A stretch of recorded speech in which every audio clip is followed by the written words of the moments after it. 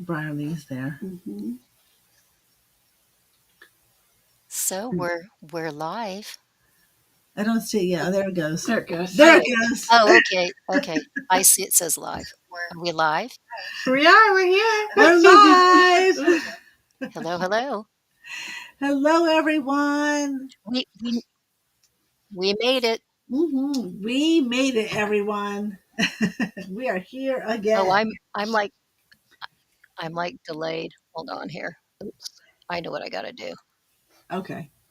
Where We am gotta I? get the bells and whistles out. Mm-hmm. All the I gotta bugs do it. out. I got to do a test. Can you hear me? Yeah. We can hear you. Yep, we can hear you. Oh, because wait a minute. I can't hear me. Oh, What happened here? you can't hear yourself? Hello. Well, I'll say hello to everyone. Okay. Hi, Heather Marie. Thanks for coming in. Thank you, thank you, thank you. Well, And that's Tina's weird. here. Yes.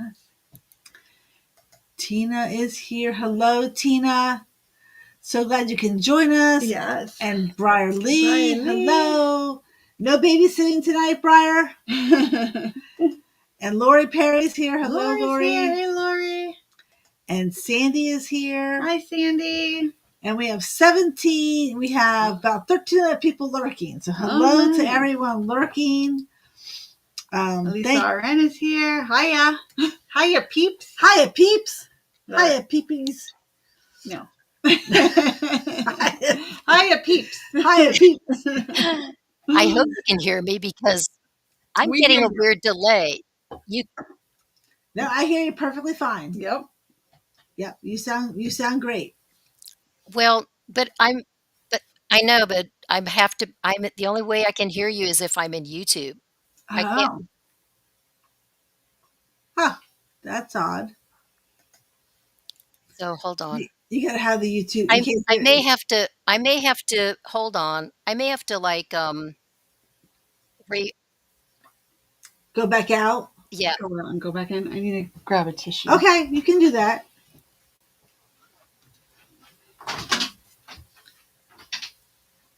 While we're waiting for Miss KP to come back, speaker connected to you. Okay, can you hear me now? Yes, I can hear you now. Yep. Do you still have the a delay? Yeah, I still do. Hold on. All done for the day, Briar says. Why is this okay? Can you hear me now? Yeah. Okay. Yep. You still sound perfectly clear. I think the thing that I have to do is not have the volume on in YouTube. Right. Yeah, you want to turn your volume down or off on YouTube, yes. And then you should be able to hear us. Tina, no, this picture is KP's mom. Mm-hmm. I know it sort of looks like little Debbie, but no, that is That's KP's mom. That is KP's mom. Mm-hmm. Little Debbie. The little Debbie Cakes. The little Debbie cake. Oh. Yeah. Oh, right, yeah. It has a resemblance. It does have a resemblance. Yeah, not the actual face, but like maybe like the hair and The just hairstyle way. or something. Yeah. That's funny. I've only, just everyone kind of bear with me. I've only been in the studio with them. This is a third time, once before for a presentation. So I'm trying to get all my bells and whistles correct. No problem. Just bear with me. We're all good. Yeah, no Hey, worries. Tex-Mex, thanks you for Teresa and Roy are here. Hello, Thank you. hello. Yes, and hello, everyone. Hello, Joan. There's Joan. Hey, Joan. Elisa says your mother was beautiful. Lisa's there, and I see Lori, Nancy, Briar, Tina. Sorry. No. Hello. Oh, Doris. I see Doris. I didn't see Nancy. Hello, Doris. Up. Nancy. Oh, hello, Nancy. I've never watched you ladies. Well, Nancy, welcome in. Welcome and congratulations. Congratulations. Congratulations. Oh, watching us. We're so excited. Well, welcome, Nancy. I'm so glad. Please subscribe to our channel. We have a lot of fun stuff that we do. Mm-hmm. So, and Mo, Dora, did you see Mo? Mo's here. not yet. Yeah, well, she was above. She's above. She was above. Oh, there yes. she is. Hi, Mo. Hi, Mo. I missed a whole bunch of people there. You did. I did. I'm so sorry. Hey, Mo. And then there's Nancy again. Then Tina, Briar, Doris. Doris. Welcome. I almost said I was mixing your names. You have to come closer. Get a little closer. Get closer. Don't be shy. With Arid Extra Dry. With Extra Dry. Is that what that's yes. is for? Oh. Okay, Crazy Vintage Model is here. Hello. And Cassandra is here. Hello. And Lisa, that's cute. My husband is. Hi, Jeff. Aw, he's watching anyway. That's so sweet. He's a trooper. Well, maybe we'll try and make it interesting for him. I don't know, but we'll see. Maybe he'll have a love of fashion after this. Yes. Or he'll break out some ties. And I didn't include any men's fashion, but you know. I understand that. Mm-hmm. Well, we have 28 people here tonight. There was 30, but hopefully they'll come back. But 28 is spectacular. Yeah. So thank you all for coming to our second installment. I think it's our second installment. Mm-hmm. Second installment of Let's Chat About It, shall we? And we're going to chat about vintage fashion. Yay! All right. We're going to talk about vintage fashion. So yeah, that's what we're going to talk about, right, KP? Yes, ma'am. I'm sorry. I was just trying to. Oh, there's the. Oh, sorry, I'm moving around too much. There we go. Yes. No, for a moment there. It's funny. For a moment there, I found the advancing thing. Oh, you did? It is not there now. Well, we'll just have to. We'll see how it goes. Okay. Sorry, everybody. We're just technical difficulties for a minute. We're just trying to work something out. Yeah, just trying to make this go as smooth as possible, with different slides and stuff. Essentially, go ahead. I was just saying, essentially, I'm trying to see if I can advance the slides because these are like slides in my Google Photos, but I don't. Can you see my cursor moving around? Not right now. Mm-mm. No. That's strange. Okay. What if you made it bigger? Make it like the full screen a second. The full screen? Can you see my cursor now? No. Okay. That's okay. We'll figure it out. We'll figure it out. We'll figure it out. Hello, sorry. Catherine. Thanks for coming in. Hi, Catherine Coleman. Thanks for coming in. Reese Kathleen Coleman. Catherine. I always want to say Kathleen. I don't know why. And Linda's here from Niagara Falls. Canada. Niagara Falls, yes. Canada. Yes. All right. Well, shall we get started, KP? Are you ready? Sure. I'll go get the well, essentially let me just quickly preface this thing. Go right ahead. The next slide. The kind of the way we're going to approach this is we're going to move through from the the middle to late Edwardian era.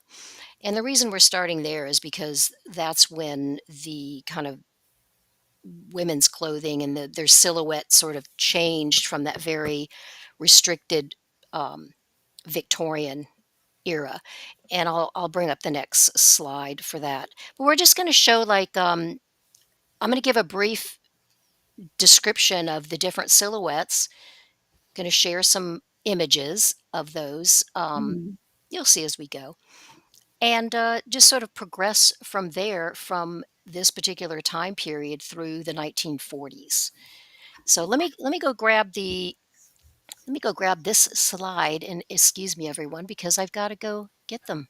Yeah. There we go. There we go. Yeah, and see, I can't really go backwards. All right, that's fine. All right, well, I wanted to use this first slide here to kind of illustrate that the difference between the the true Victorian era, which is from Victoria reigned from she was Queen of England from 1837 until she died in 1901. So that's 63 years of Mm. kind of her influence, and she had huge influence. I mean, she was like the influencer of her day, if you want to, Mhm. for want of a better word. But during her time, basically the one of the biggest things was the Industrial Revolution, and that kind of advanced, technology, manufacturing, transportation, and it was pretty significant. So the reason I'm wanted to illustrate this is because you'll see quite a difference um, in how women's fashion evolved, and it pretty Uh-huh. much evolved from this late Edwardian period onward to our modern period. But just a couple key events here. Here we go. A couple of key events that happened um, during that time period. Excuse me, I'm sorry. I'm trying to read my notes because I can't remember all of this. You're good. But uh, as I said, she passed in 1901, and her son Edward the Seventh ascended the throne, and that's pretty much what began what they call the Edwardian era. However, that didn't really last very long. He only was on the throne until 1910. So from 1901 until 1910, apparently he was quite the indulgent, or he had quite the indulgent sort of lifestyle, and he didn't Mhm. live very long. Yes. Yeah. Yep. So He was a party. He liked to party. he absolutely did. Another notable thing that happened in this time period in 1914 is World War One began Mhm. in Europe. Of course, that was triggered by the assassination of the Archduke Franz Ferdinand of the Austro-Hungarian Empire. So Mm. there was a Okay. lot going on. I mean, you know, so through those war years between 1914 and 1919, like anything, things were difficult, and it was pretty much all fought um, as trench warfare, which is Oh, not something okay. that they did like in World War II. And what that meant is, yeah, you can actually go to see documentaries on that. It's pretty interesting. But just to kind of put this into context, that's what was going on at that time. Mhm. So between 1915 and 1919, as the slide indicates, there I've listed kind of the defining features of this particular silhouette. And if you look at the little timeline there on the bottom, you can see how fashion kind of evolved. Mhm. Okay. If Yeah. you look from 1915 to 1919, we start to see that kind of iconic 1920s look. Mhm. Yeah. Exactly. So as you can see there, the the silhouette was more relaxed and A-line. The garments were more loose. There was still a waistline, but it wasn't like that cinched in waist. Mhm. And lengths were more calf to ankle length, not down to the floor, as in just the previous, 5 to 8 years. Wide brim hats were in style, and the shoe choices were Mary Jane's, Oxford, and they were still wearing boots, like the Yeah. type of boots. And the whole thing was more simplicity and freedom. So that those are some of the most, basic features. And one of the most notable is that there was a move away from that kind of that iconic S shape that was the very cinched in, corseted down Abbey flashback. Yes, absolutely, Tina. Yeah. Mhm. Yeah, that that they completely sort of got rid of that corseted look. They were still Mhm. wearing probably like foundations and but it wasn't anything like that very restrictive, The Mhm. strict Yeah. restrictions, right? Mhm. yeah, that sort of Victorian style that I showed Mhm. in the previous um and I thought it was useful to kind of show that to kind of go this is what they really moved away from because Mhm. they Yeah, that wanted definitely showed a huge difference. Yeah. absolutely. Yeah, and they were just I think a lot of it had to do with the war because a lot of women actually had to take up and do quite a lot of things. There was a lot of nursing and just Mhm. the taking over jobs that the men had left because they were off at war. Same thing Mhm. like in World War II. Yeah. So let's move on to the next one here. So as you can kind of see here, we're going to move through these.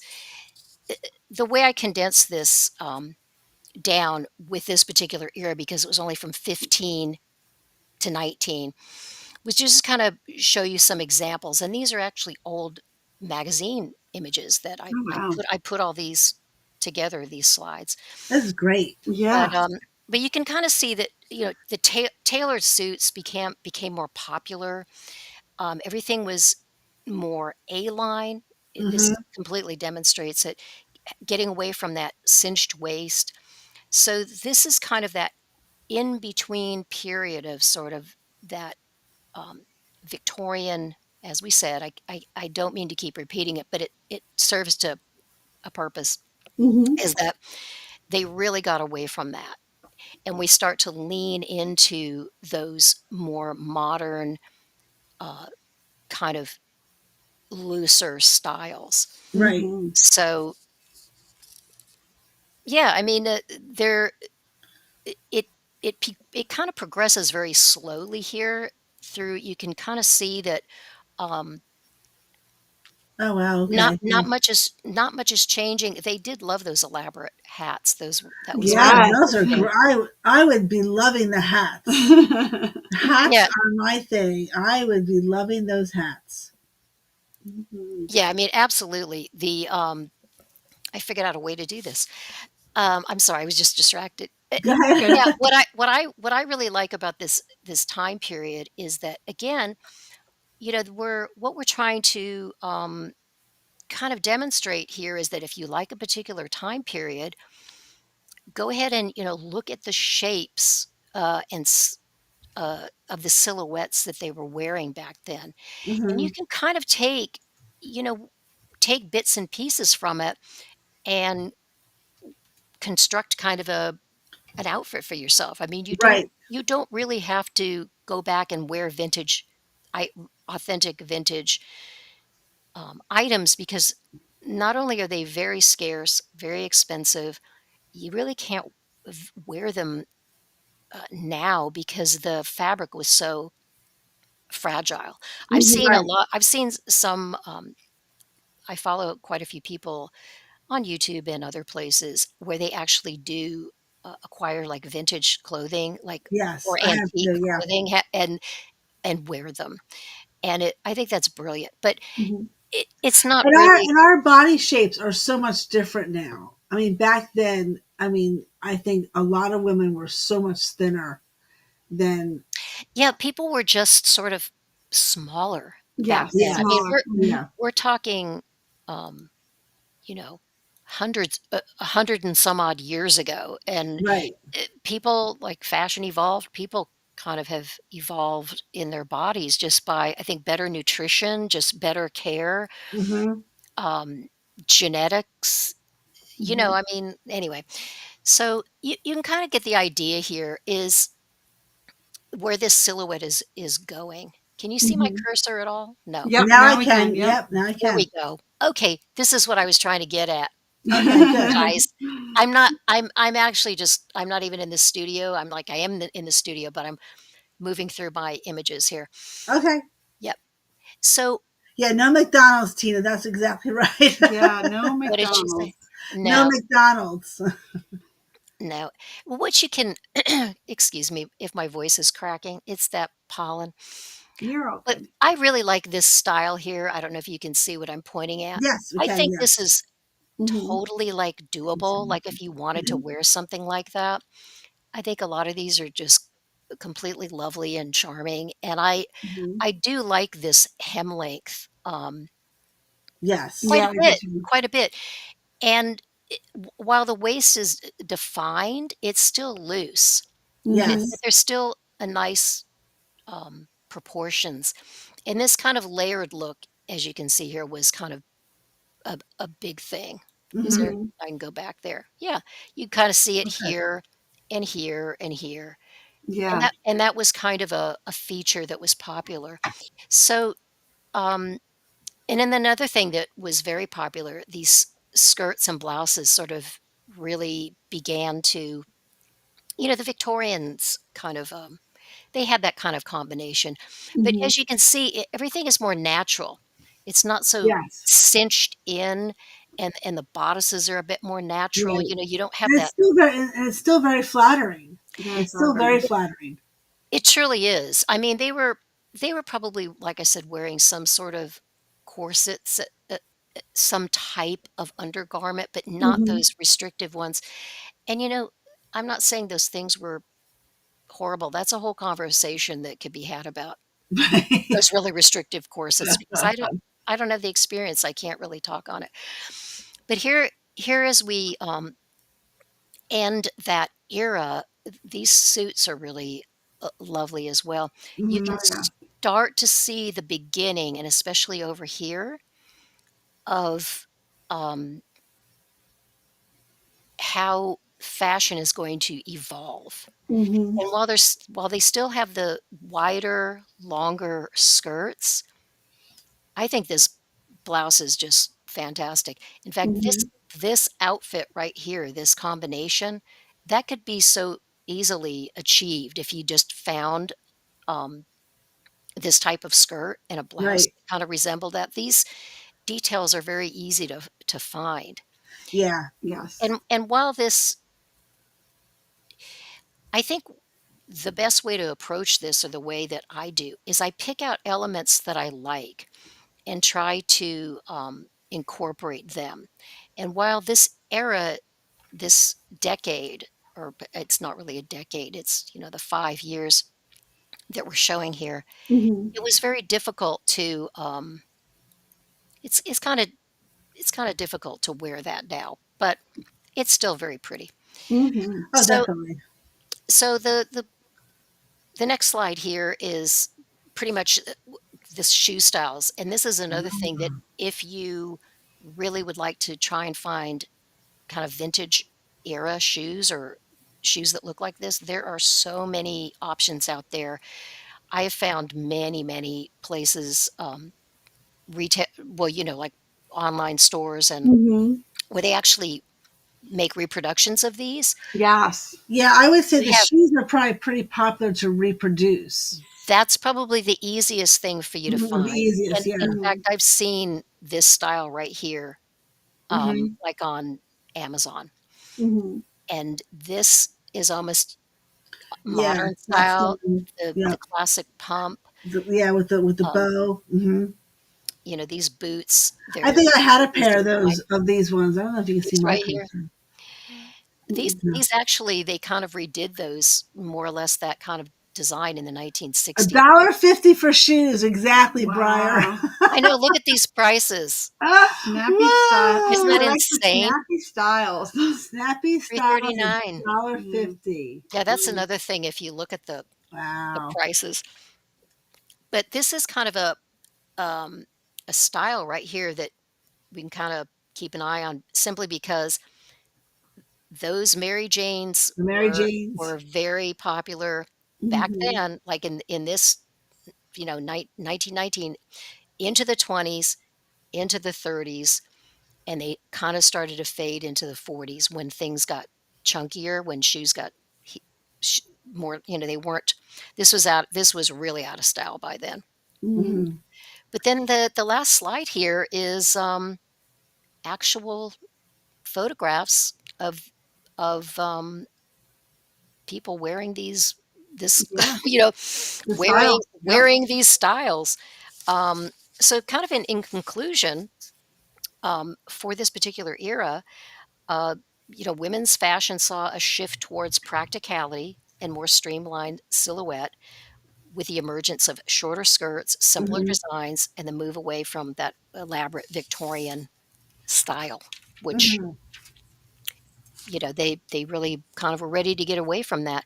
Mhm. Women had a whole lot more freedom in this later era here too, which we'll get to when we get to the next era, which is the 1920s. And Mhm. a lot of people sewed back then. That was probably another big thing. Is a lot of these Uh, they fashions. they did, yeah. Now this particular outfit might have been bespoke or made. They had dressmakers. Mhm. Mhm. Right. These may have been um, homemade. Yeah. Right. Do you see what I'm saying? And Yeah. Yeah. this is quite elaborate. That was probably you can see the kind of the emergence of the modern Right. pump, and this particular style of shoe carried over into the 1930s. Yeah, but a lot of Well, either they had dressmakers that are seamstress that came to them regularly, or yeah, they went they to them. they Yeah, sewed themselves. Yeah. So it was easy to add or cinch up or do some kind of adjustment to some clothing to make it the style what it was. yeah, absolutely. And yeah, that holds true throughout all the eras where they would make their own clothes, or if they could afford it, they would go to a dressmaker, and Yes. Mhm. and then they would have it tailored to them. Like this particular outfit here is pretty elaborate. Like I don't Yeah, know if that anybody would is be a home sewing that, but you can kind of see the various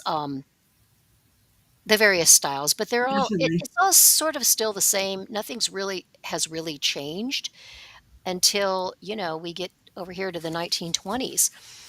So in the uh, this is kind of by 1925, Art Deco design was in full swing. I mean, it Hmm. was sort of popular in Europe earlier, but 1925 is when things really kind of, and that's what when people think about the 1920s, they tend to think about 25 to 29. Hmm. But but before that, and you're going to see, they still really hadn't adopted that particular silhouette that we're kind of looking at right there. Mhm. Right. Right. So yeah, so there's some of the key things that were going on, which kind of helped to give context was in 1920, women earned the right to vote, Mm, which was a huge deal, as you can even right. imagine. And also, it was the start of prohibition. So 1920 really kind of some fantastic things happened, and then some other not so fantastic things happened, like they decided to take away everybody's alcohol, you know, Yeah. and Right. they started to bootleg it and all of that business. So, yeah, so you can see the defining features there. That it silhouettes went straight and tubular, as you can see. Everything is very like a tube. Mhm. Yeah. Says it Exactly. all. Very Very straight straight, line. very narrow, yet dropped or absent Different waist. waistline. They Hmm. completely, as you saw before, there was still a waistline, but it wasn't very cinched. No waistline, dropped or none. The hemlines went up. Now, however, there were variations in that with like gowns and that kind of Mhm. thing, Right. like evening Yeah. wear. And women, that's when they really started to bob their hair. Now, in the previous, I'm just going to back for a second. Mhm. Hmm. Here you can see it looks as though um, their hair is short, but it's actually really not. What they would do is they would cut the front, and the back would still be long, and they would wear it up. Does that make Yeah. sense? Yeah, Yep. they'd pin it up. It was Yeah. Yeah. kind of like they would cut the fringe and curl it, but their hair is not that short. No, yeah. It's deceptive. Mhm. It's not. But It really is. They but really had a way of doing that. It's pretty neat. I've watched videos on have YouTube you? about Yeah, it. they Yeah. have like the front of it is short, but the back of it Mhm. they've left long, and they would like braid it or whatever, or Yeah, and they tuck it wear it up. under, and like Yeah. they had a way. They had a way of making it look like it was short. Yeah, I mean, and that could be like a whole thing too. So Mhm. anyway, so you can see that because they really love that short bobbed hair, and then of course Marcel waves, which was can be a huge topic on its own. It was I've got a I've got a little bit on that. I'll just read real quick after, Mhm. but in a minute. But Mary Jane and T-strap shoe styles were pretty much what women wore. And then the Mhm. vibe was flirty and youthful. Everything Right. was about that. Yeah. They were ready to get rid of all that, um, you know, Original the mullet. previous era stuff. What I'm sorry. Kathy Wiseman said original mullets. Kind of, in a way. In I'm a sorry. way, right? You gotta Yeah. remember, Short.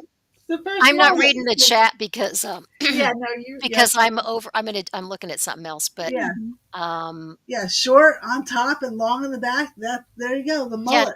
kind of Mhm. kind of that's the way it was, yeah. Mhm. So, essentially, fashion moves forward in the 1920s. I mean, there's still kind of lingering design features from the previous era where hemlines were longer, but I think that was. they shortened significantly. So the most defining feature of this era was simply the shift toward loose, straight, and tubular dresses. And as you can Mhm. look at that timeline, it didn't vary throughout the 1920s. At the very beginning, you can see 1920, 1921, and they got rid of that kind of previous era's style. And then from 22 to 29, nothing really shifted that much. Right. Mhm.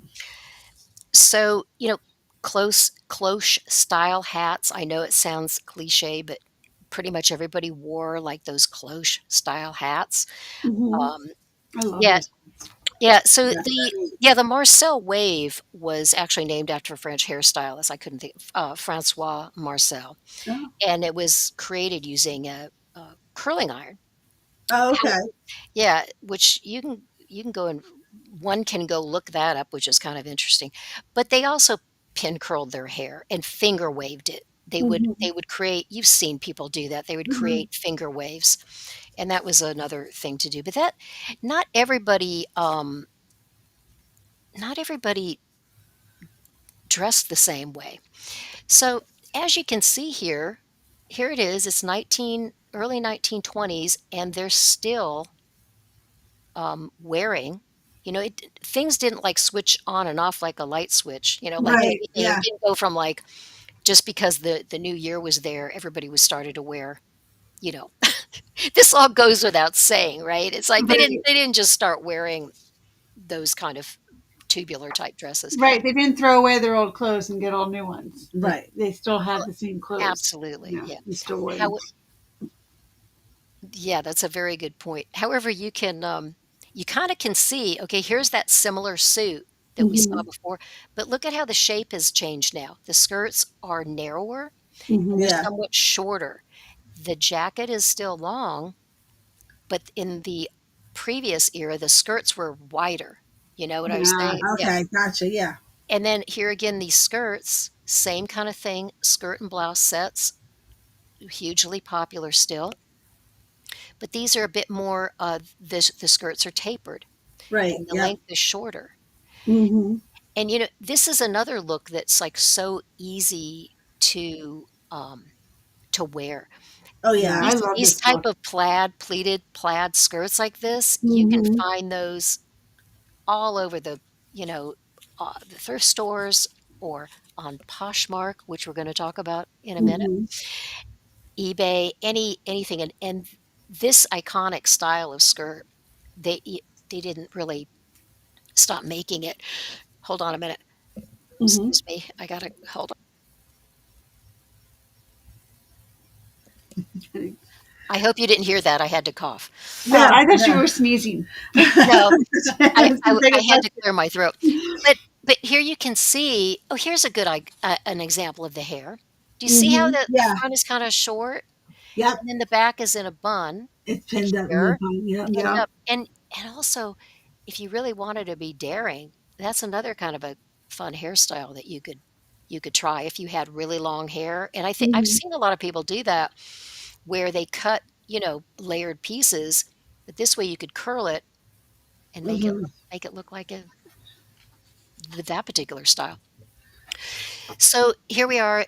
We're still in the early 1920s, and again, you can kind of see how things are narrowing out, and Well, things now, are yeah. starting to become that tubular shape. Mm-hmm. Um, Not much movement. Still, they're still doing this design. However, the skirts just aren't as wide. Right. And and here again, I think this is very easy to do. In fact, um, you can find here similar blouses. In fact, Shane, you're kind of wearing a blouse that has a tie Yes. that looks like that. You can't Mm-hmm. see it. It's Hold on. Oh, wait, yeah. I'm like where are showing it. You can't see it. where are you? Hold on. Here I am. Yeah, there you go. Mm-hmm. Do you see? Hmm. So everything that's old is new again or in style again. Exactly. Yeah, it's evolved, but it hasn't changed that much. So, um, again, moving on, it looks pretty boring, like nothing's happening. It's the early 1920s, nothing's really changing much here. Um, And they still got s- the hats. and yeah, they had not transitioned to those cloche hats yet. That's Mm-mm. why I was kind of placing an emphasis on the 1925. I mean, going back to the cultural events, 1925 was um, w- one of the most iconic books of that era was The Great Gatsby, and it was Mm-hmm. published in 1925, and it became like a cultural icon of Orion's that reading that era. book right now. Mm.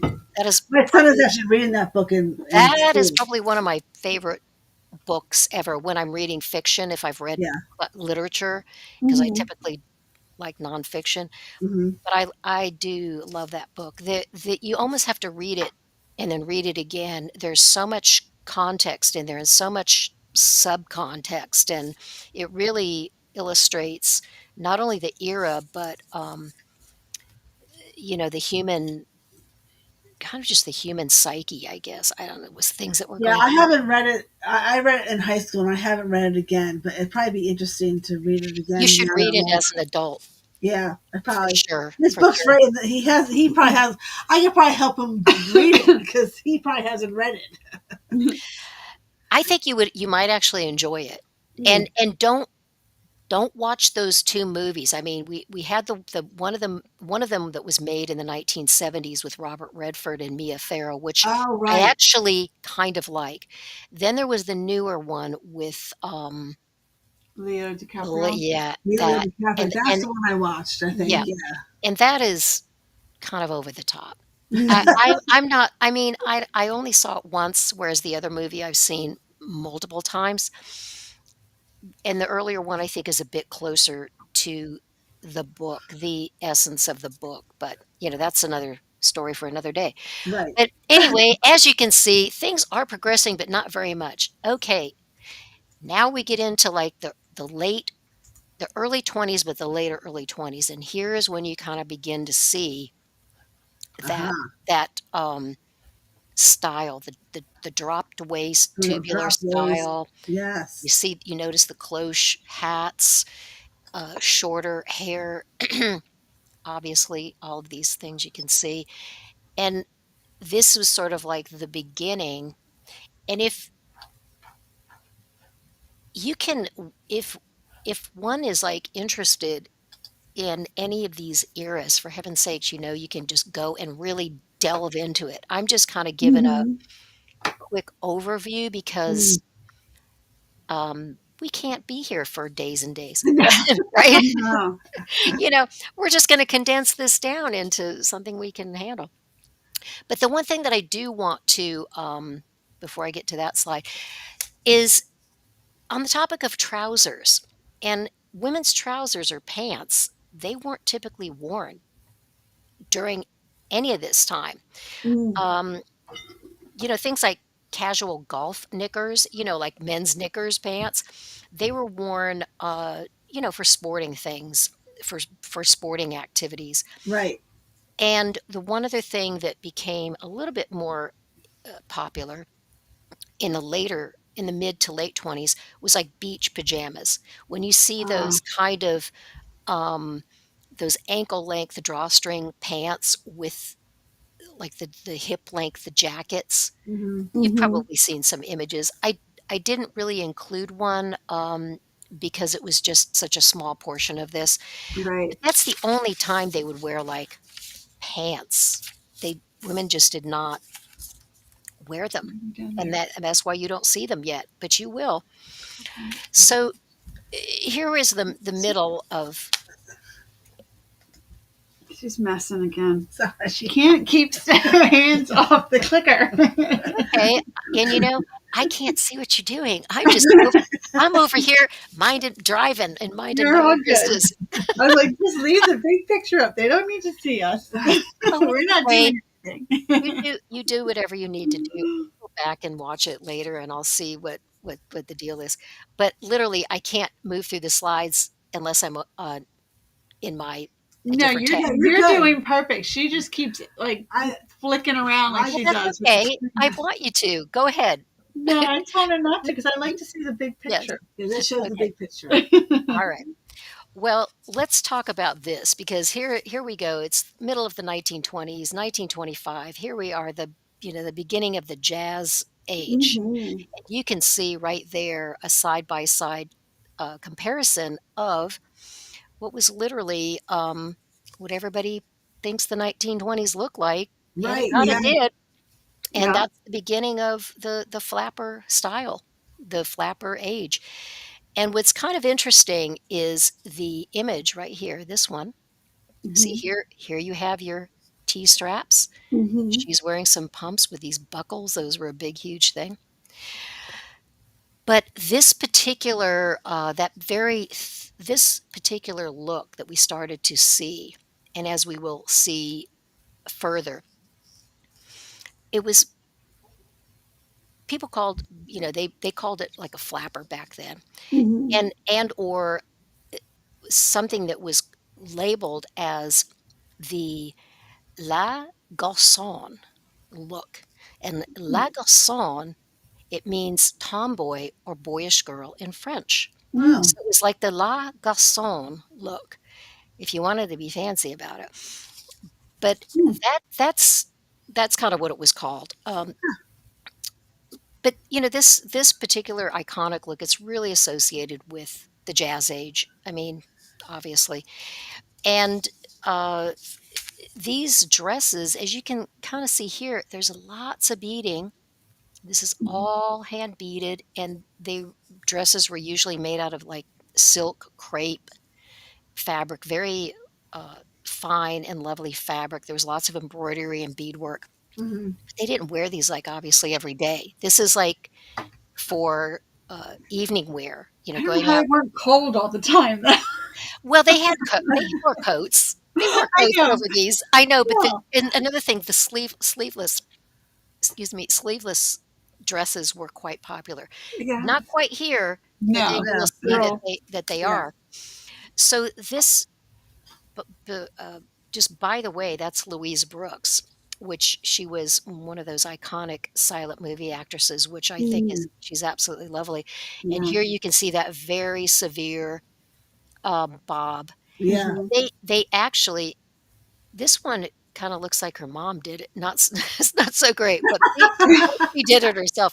But this particular style, what I Yeah. found was kind of interesting, is they could not go into their hair salons to get this kind of a style because their stylist didn't know, or whatever they were called back then, how to cut that hair. So they went to barbers. They would go Oh, to male really? barbers because they understood how to apparently cut this style. Huh. That was another little strange Yeah. it That's interesting. tidbit. Yeah, that's very It interesting. is, yeah, well, gradually they began to learn how to do it, Right, sure. but they were kind of like, in fact, there's a whole Downton Abbey episode where Lady Mary, gets her hair bobbed, Yes, and they kinda show it. I'm totally seeing that episode in my head as I'm Yep, looking at this, and yep. I'm probably gonna go watch Downtown Abbey tonight when we get done with this because Well, you I should. love that movie so I love that show so much, and I think that a new series is season 5 or 7. Can you believe I have not watched Downtown Abbey? Oh my gosh! Yeah, there is a lot of buzz around There's a a new new one. movie, There's a new one another coming movie coming out. out, and Yes, possibly another series. yes, But I yes. love that, and what's interesting is that actually begins in around 1912, like around when the Titanic The sank, Titanic, yeah, Mm. and it the moves through Titanic World War sinks. One and into the 20s, and then I think we're left in the 20s. The series ends in the 20s, and then the movies kinda pick up into the 20s, and I don't know how far they're gonna progress, but love it too. I have it all on DVD, or Oh. I do, I've got the whole set. Yeah. 'Cause I had to have that in my life. But this particular style, while it's still kind of this one, it's still kind of a flapper look. They Yes. called that style a robe de style.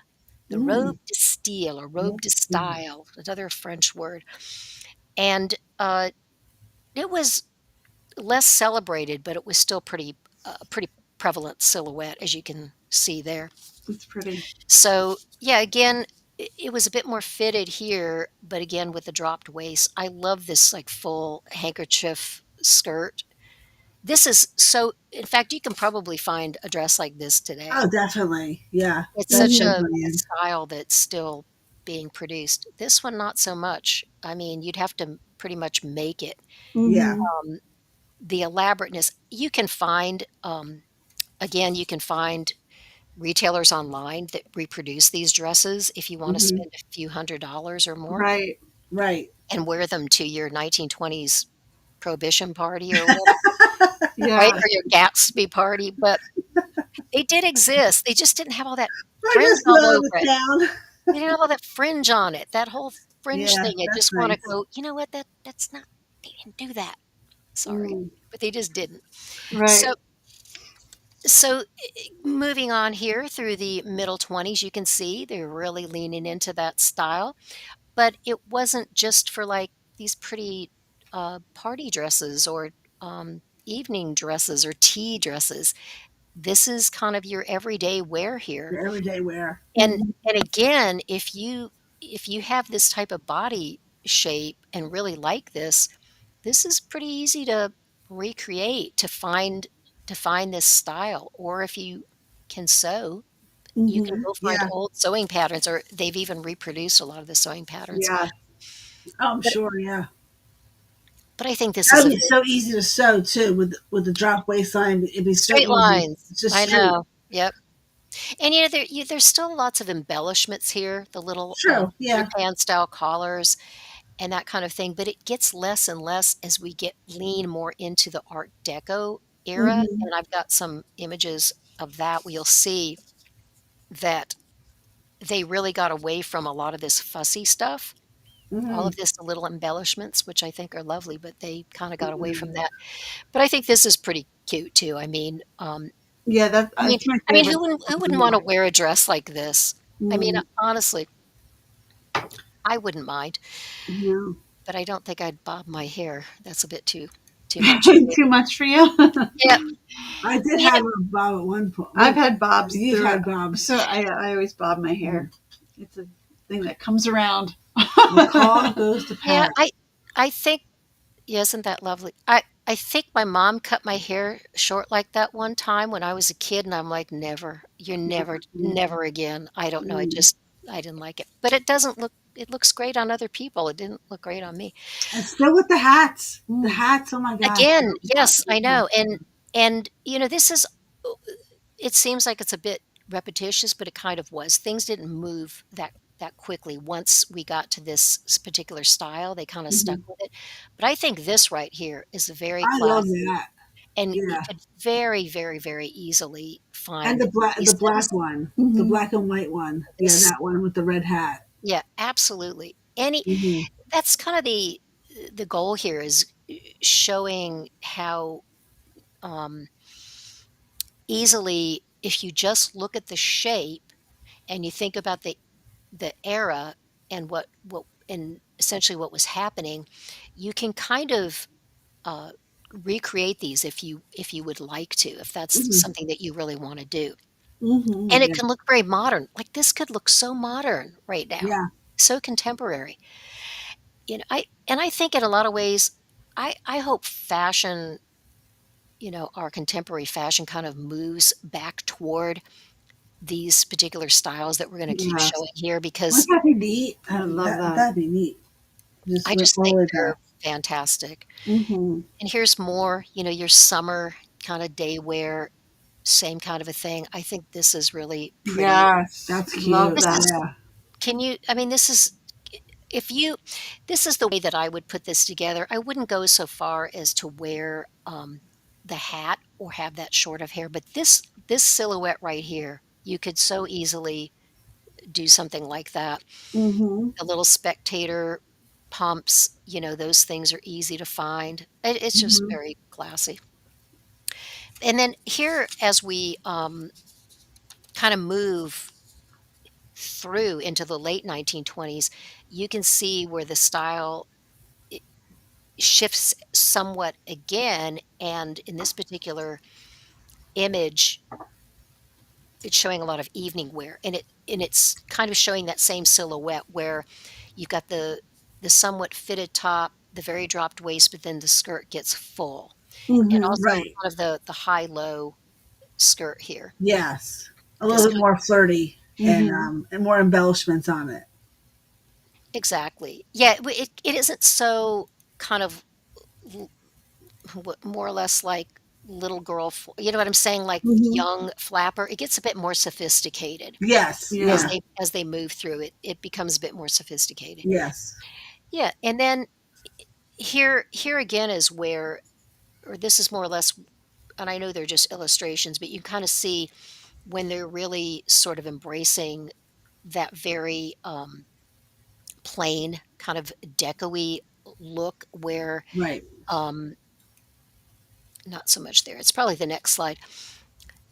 Again, prints were still popular, but the skirts, have you noticed it Mhm. they've kind of gotten A little even shorter. even shorter? Yep. But a lot of these prints, you could probably find something similar to I these love now, these prints. Oh my goodness. whether or not it would I really like this one here. There Uh-huh. are a lot of them.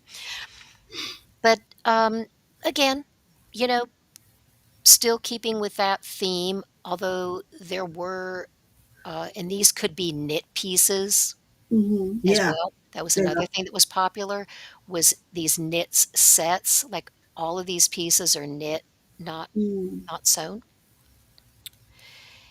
And, again, like I said, a lot of repetition, but it pretty much you will begin to see a shift once we kind of move into the 1930s. But I kind of included all of these because I thought they were kind of good examples of, um,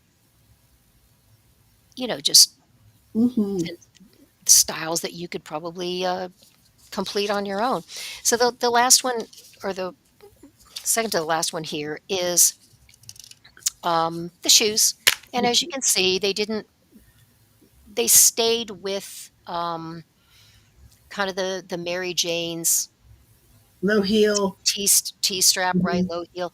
This particular heel was still really popular. It was popular in the previous decade, and I think they call these, like, French heels or French court heels, like, if you think about, like, the Louis period, the French Louis period where they had if you look at those style shoes, they have this kind of heel on them. Yes. Mhm. Yeah. I But think then they kind of start to get chunky, chunkier. you know? Mhm.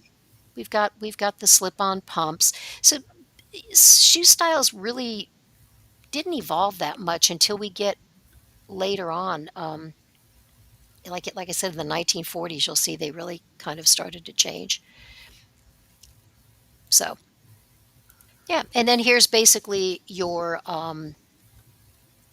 actual black and white photographs, Mhm. and this this bottom slide here, I can see somebody wearing this, like, today. Like I said, Mhm. Yeah. these kind of shift style dresses. Right.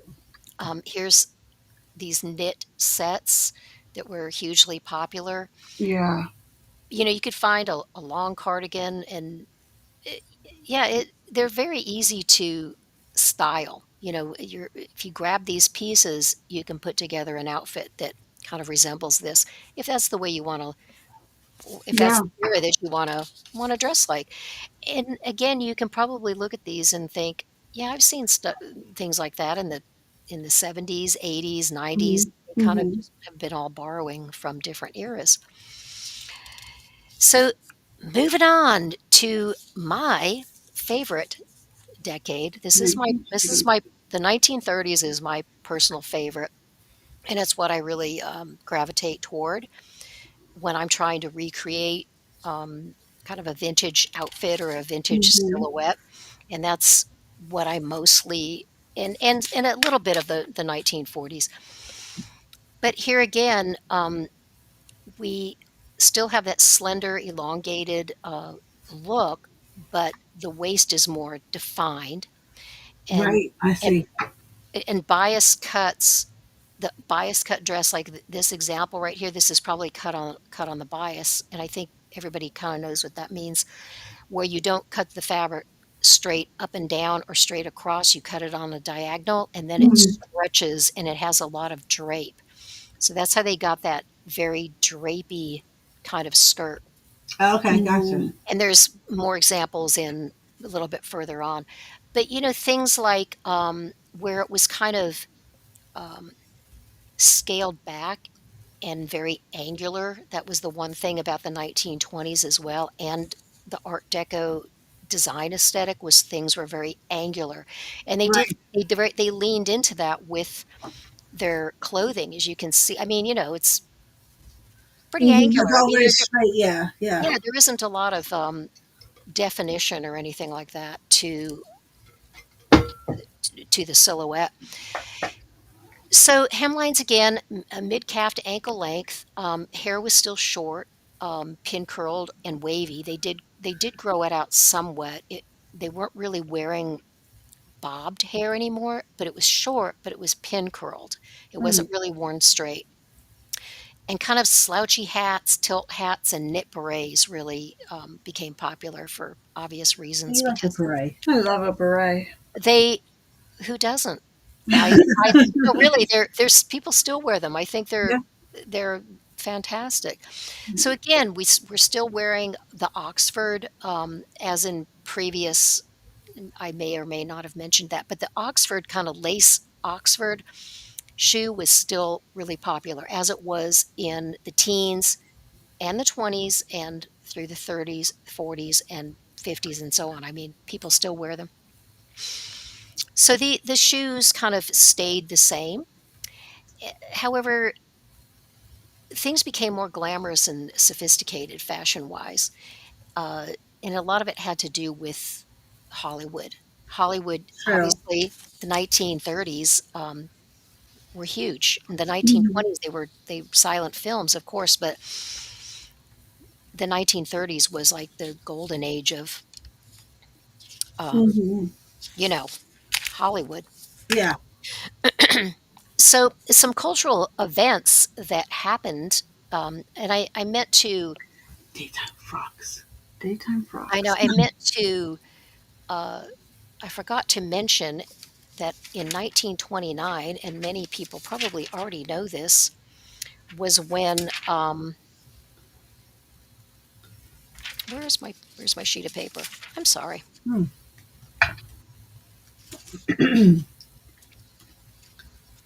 It doesn't matter. All right, so quickly, some Mhm. key events in 1930. Um, oh, I know what the I've key wondered event if I know what the key event was, for heaven's sakes. KP, remember it. The stock market crashed in Yeah. 1929. Yeah. It's like, That's what where Joan just said that. Yeah. Stock market crash. Gosh, yes. thank you, Joan. She's always got my back. Sometimes I think she knows what I'm thinking before I even say it. Here it is. Yes, the Roaring Twenties pretty much ended, and the stock market crashed. And oh hey ho, Hubert Hoover, Mm, Herbert Hoover was elected president. Mm. gotcha.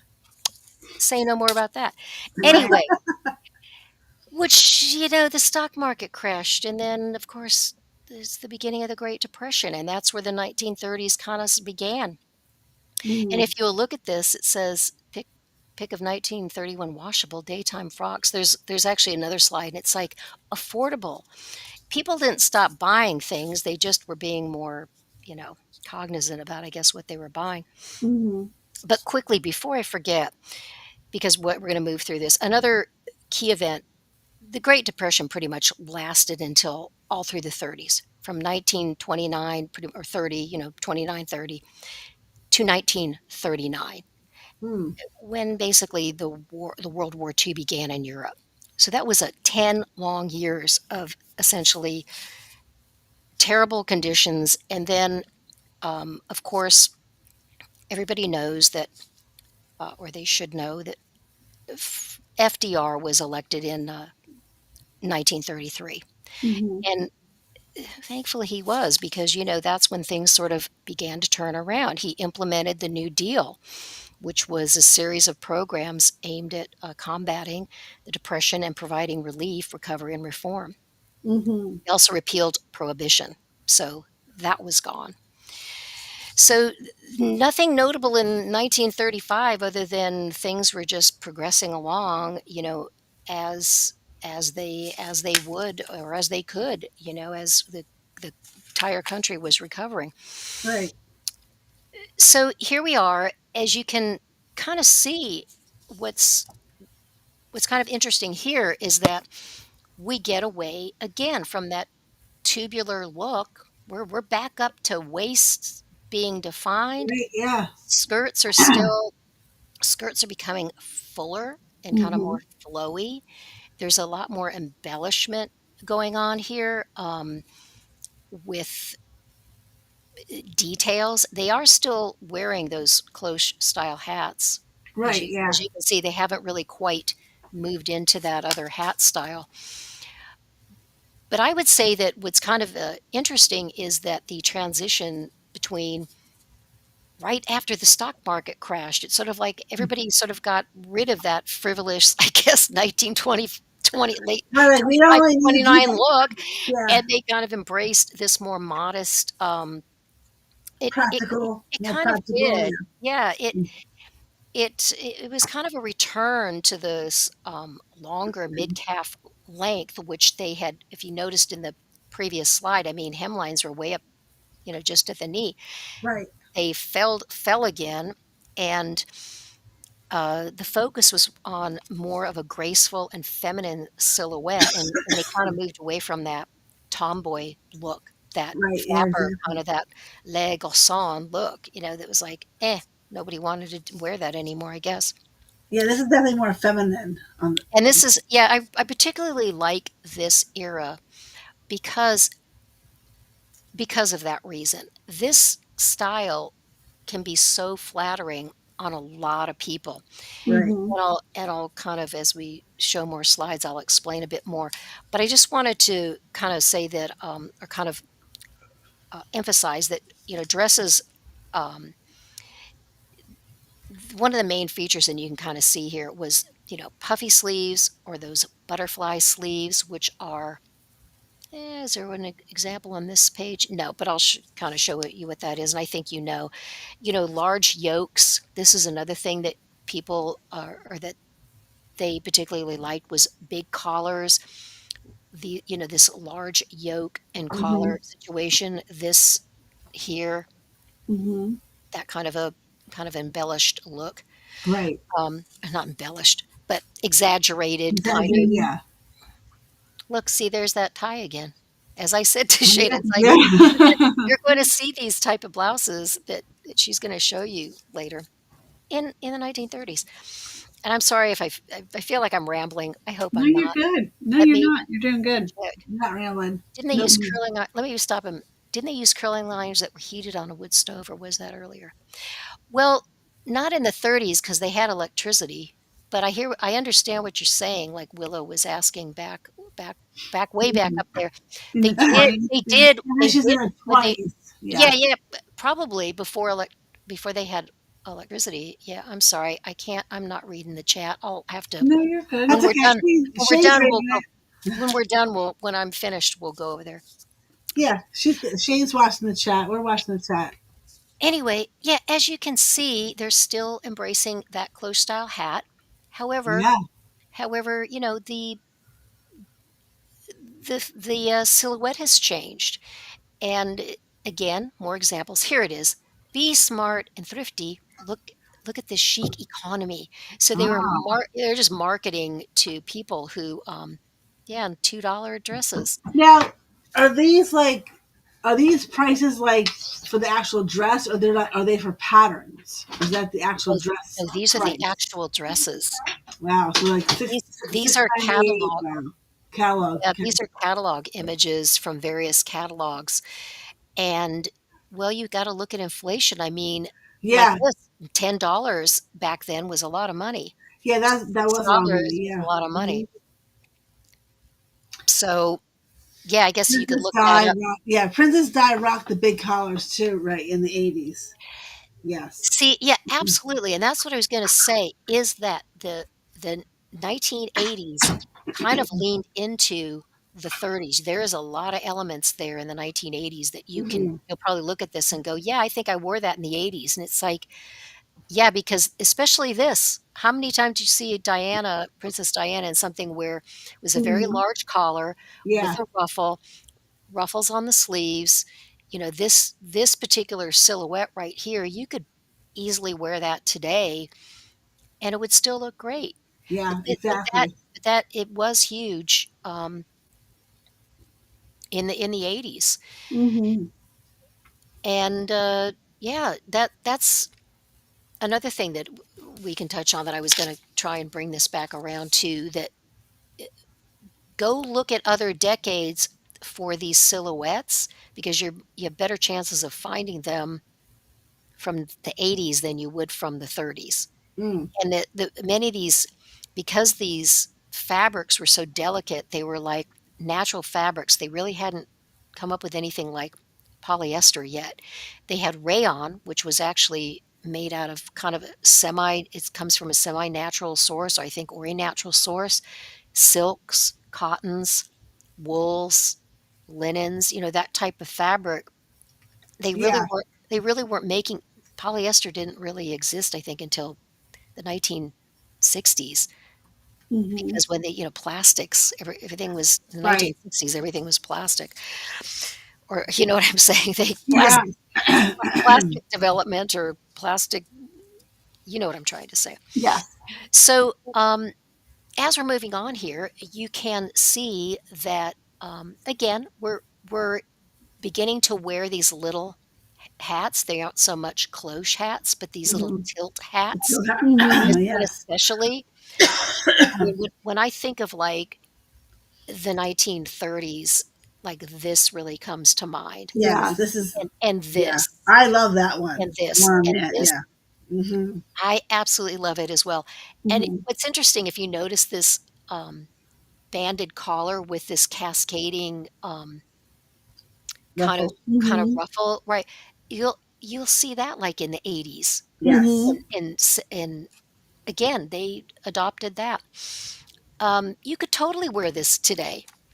The only I'm thing sure. is, eh, getting the one thing that I've struggled with when I look for, skirts that kind of look like 1930s skirts is either they're a pencil skirt, which is this shape that it's kind of body hugging and then it goes down to your knees, or they're like A-line, right? Hmm. Mhm. But to get this shape where it kinda tapers in, and they call this kind of like a fishtail skirt or Okay. Yeah.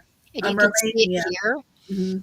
and I do have a couple of skirts that fit like that, and it is absolutely, like, the most flattering style Yeah. because it Yeah. especially if you can kinda accentuate the waist, and then you've got the hip line, and then it flares out again. It's almost like I know a lot of people don't like this style, but, like, um, wide leg pants or, like, bell-bottom I pants love wide leg pants. kinda does the same thing, and we'll get Yeah. to that. Oh, we're gonna get to that. Anyway, I love all these styles. I think these are absolutely just so easy to find the pieces. Now, these are dresses, of course. Mhm. You can this is obviously 3 pieces. This would be so easy to put together if you can find the right skirt or find a pattern and sew your own skirt. Right. But Yes. but here again, here's kind of, those sleeves, but this is another popular thing where it was kind of like this little capelet type of situation Uh-huh. that was Oh yeah, yeah, yeah. detachable from the dress, but it matched the dress. And this is another one I like a lot. Florals, that kind of thing. Very feminine. This little Mhm. little hat. Um, let me see if I'm missing anything here. Yeah, and also you'll notice that not so much in the early 1920s, but later on, that shoulders, like strong shoulders, and that's kind of the beginning of that padded shoulder look that was so popular Mm. in the In the 1940s, 80s. that In the structured 80s. shoulder. Yeah. In 80s the had in the the shoulder '80s. Shoulder Oh, pads. oh, Oh yeah, god. the '80s, they totally did the '40s. Yeah, Yes. and there again, you can find those silhouettes, those pieces, and create, um, your own, you know, vintage Mhm. look. So, um, moving on to more or less like, the early middle here, these are all really lovely as well. This Mhm. this particular style right here, I think they brought that back kind of in the '80s or something Yes, like they that. did. Yeah, I Yeah. think so. Yeah, with the double buttons. Yeah. The little Hmm. short cropped, Yes. double Mhm. breasted jacket, but these sleeves where they're very puffy and narrow, that was Hmm. another 1980s style. Yes. And here again, this something I think this is so classy. I mean, I love this the way that this looks. All of these. I'd Mhm. wear all of these except maybe the red polka dot because that's a little bit I'm not really a polka dot person, but Right. Right. I'd wear any of those. I love polka dots, but red polka dots not the that's too much. But I I know. like a little, I But can this do a little blue and white polka dot. Yeah. yeah, well, this in blue would be pretty. Yeah, it's a pretty blouse nonetheless. But here It is. again, you can kinda see the hairstyles. We all know this kind of short but wavy, curled, they did not really start growing their hair out until much later. So Tex-Mex wanted to know if is that Alright, considered a princess sleeve? I'm not sure which one, but one of this those. this Yeah, particular maybe sleeve that right one. here, Maybe that's the one. One of those in this picture. is this what you mean, Teresa? This blue suit? I'm thinking because that's the one we were talking about.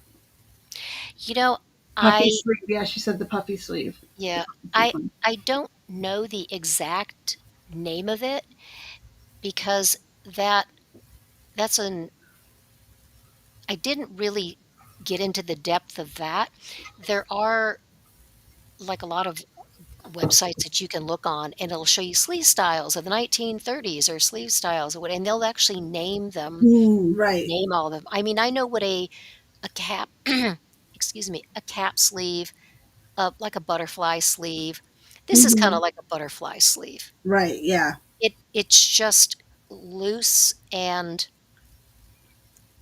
gathered, Mhm. and Yeah. this one I'm not this familiar one with what a princess sleeve is. I'm I'm not. not Mhm. either, but it I'm does not. have these tucks in it, so it's very structured, and that kinda goes what I was saying is that they begin to have very structured shoulders, Right. even though things were still soft. Hmm. This is kind of the beginning of what comes later, because Hmm. we're talking about, like, 1933 to 19 the middle part here, like, let's say, like, 33, 34, 35, 36. That's Right. kinda what we're looking at. This is another pretty sleeve here, it's kind of gathered. I've seen that done in, like, contemporary things. Yeah, that's a very They use popular that. statement even now. Yep. And again, here we go. This is what I was trying to wanted to show Shane, is you can see very Oh, there you clearly go.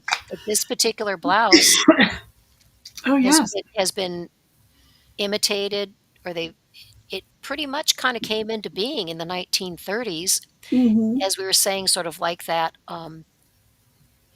secretary bow, and it was also um, this style. You watch any old movie with, like, I don't know, like His Girl Friday, Cary Grant, any Mm-hmm. of the old movies. Again, here's the slimmer one, and they're Yeah. all kind of wearing these blouses with the bows, because Yeah. that was Or very some kind of ruffle, exactly. was very Yeah. it was very flattering and really popular. And as I said, they were really leaning back into femininity, because the previous decade, everybody wanted to look like a tomboy, or the look was boyish, which Mhm. is Right, but this is which is definitely fine. bringing back, But yeah. they wanted some, like anything, Um, it evolves. Here again, these styles are really super easy to create. I mean, this could mhm. be nowadays, this could be a denim skirt. I don't know if Right. that's what that is. And the key thing that I find, and when I look for sweaters when I'm buying either pre-owned or new, but kind of sweaters, is the shape of them. This particular shape I really like. A cropped sweater, if you can, get away with it. This type of long skirt, long, you know, fitted Mhm. but flared, in a cropped sweater, and Mhm. you can see the sleeves are kind of full with the kind of tighter ankle, not ankle, wrist. This is Wrist. so the wrist on the sweater, meaning, like, yeah, you can see that it's kinda got a puff Mhm. sleeve, and I have several sweaters that actually look very much like this. However, they don't have, like, a pocket, and apparently that's a Mhm. scarf. But I have a few that have, like, a high neck, and then Mhm. others just a crew neck. But this particular style right here is super easy to recreate, as is, like, this one. Any of these, Oh, yeah, any of those, any of definitely. those, Mhm. and these pieces up here, I believe, are knit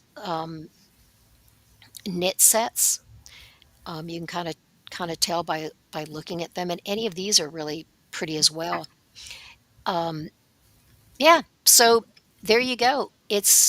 You can take something like that piece and pair it with a longer skirt, and you won't hopefully, you won't look like the '80s, but you'll look like the 1930s, Right, Yes. depending on how you accessorize it, and that's where kinda shoes come in. yeah. Mhm.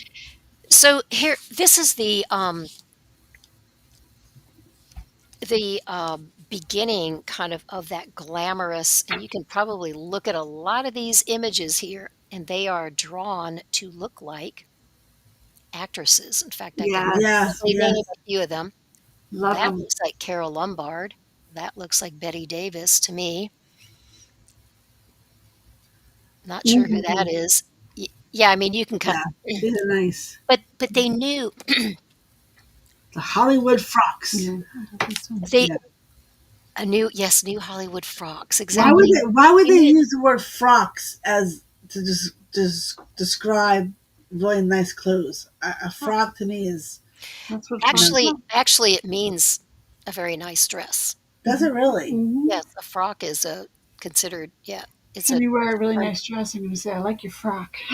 yeah, you might be thinking it, yeah, I think like a frock, like what they would wear, around the house. Like this is my frock.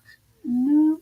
Mm-mm. Like I don't like a house well, coat. To me, that's how I yeah. would see it, as a house coat. Mm. I see. I hear But what you're that's saying. those are not house coats. No.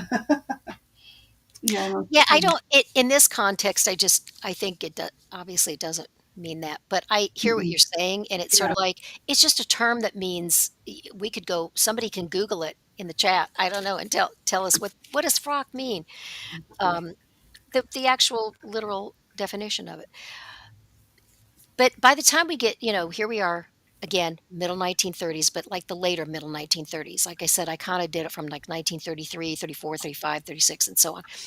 this is where Hollywood kind of really has an influence over fashion, and the hemlines drop again, Right. and these weren't necessarily for, like, evening wear. You They would wear these daytime wear. Excuse me, but here's an example of the huge exaggerated collars and the big puffy sleeves, and we're still defining the waist, The but waist, it's yeah, not definitely. really, it more or less, like, skims over the body, the silhouette, it isn't so much cinched in. I mean, they Mhm. still wore that, but just various styles.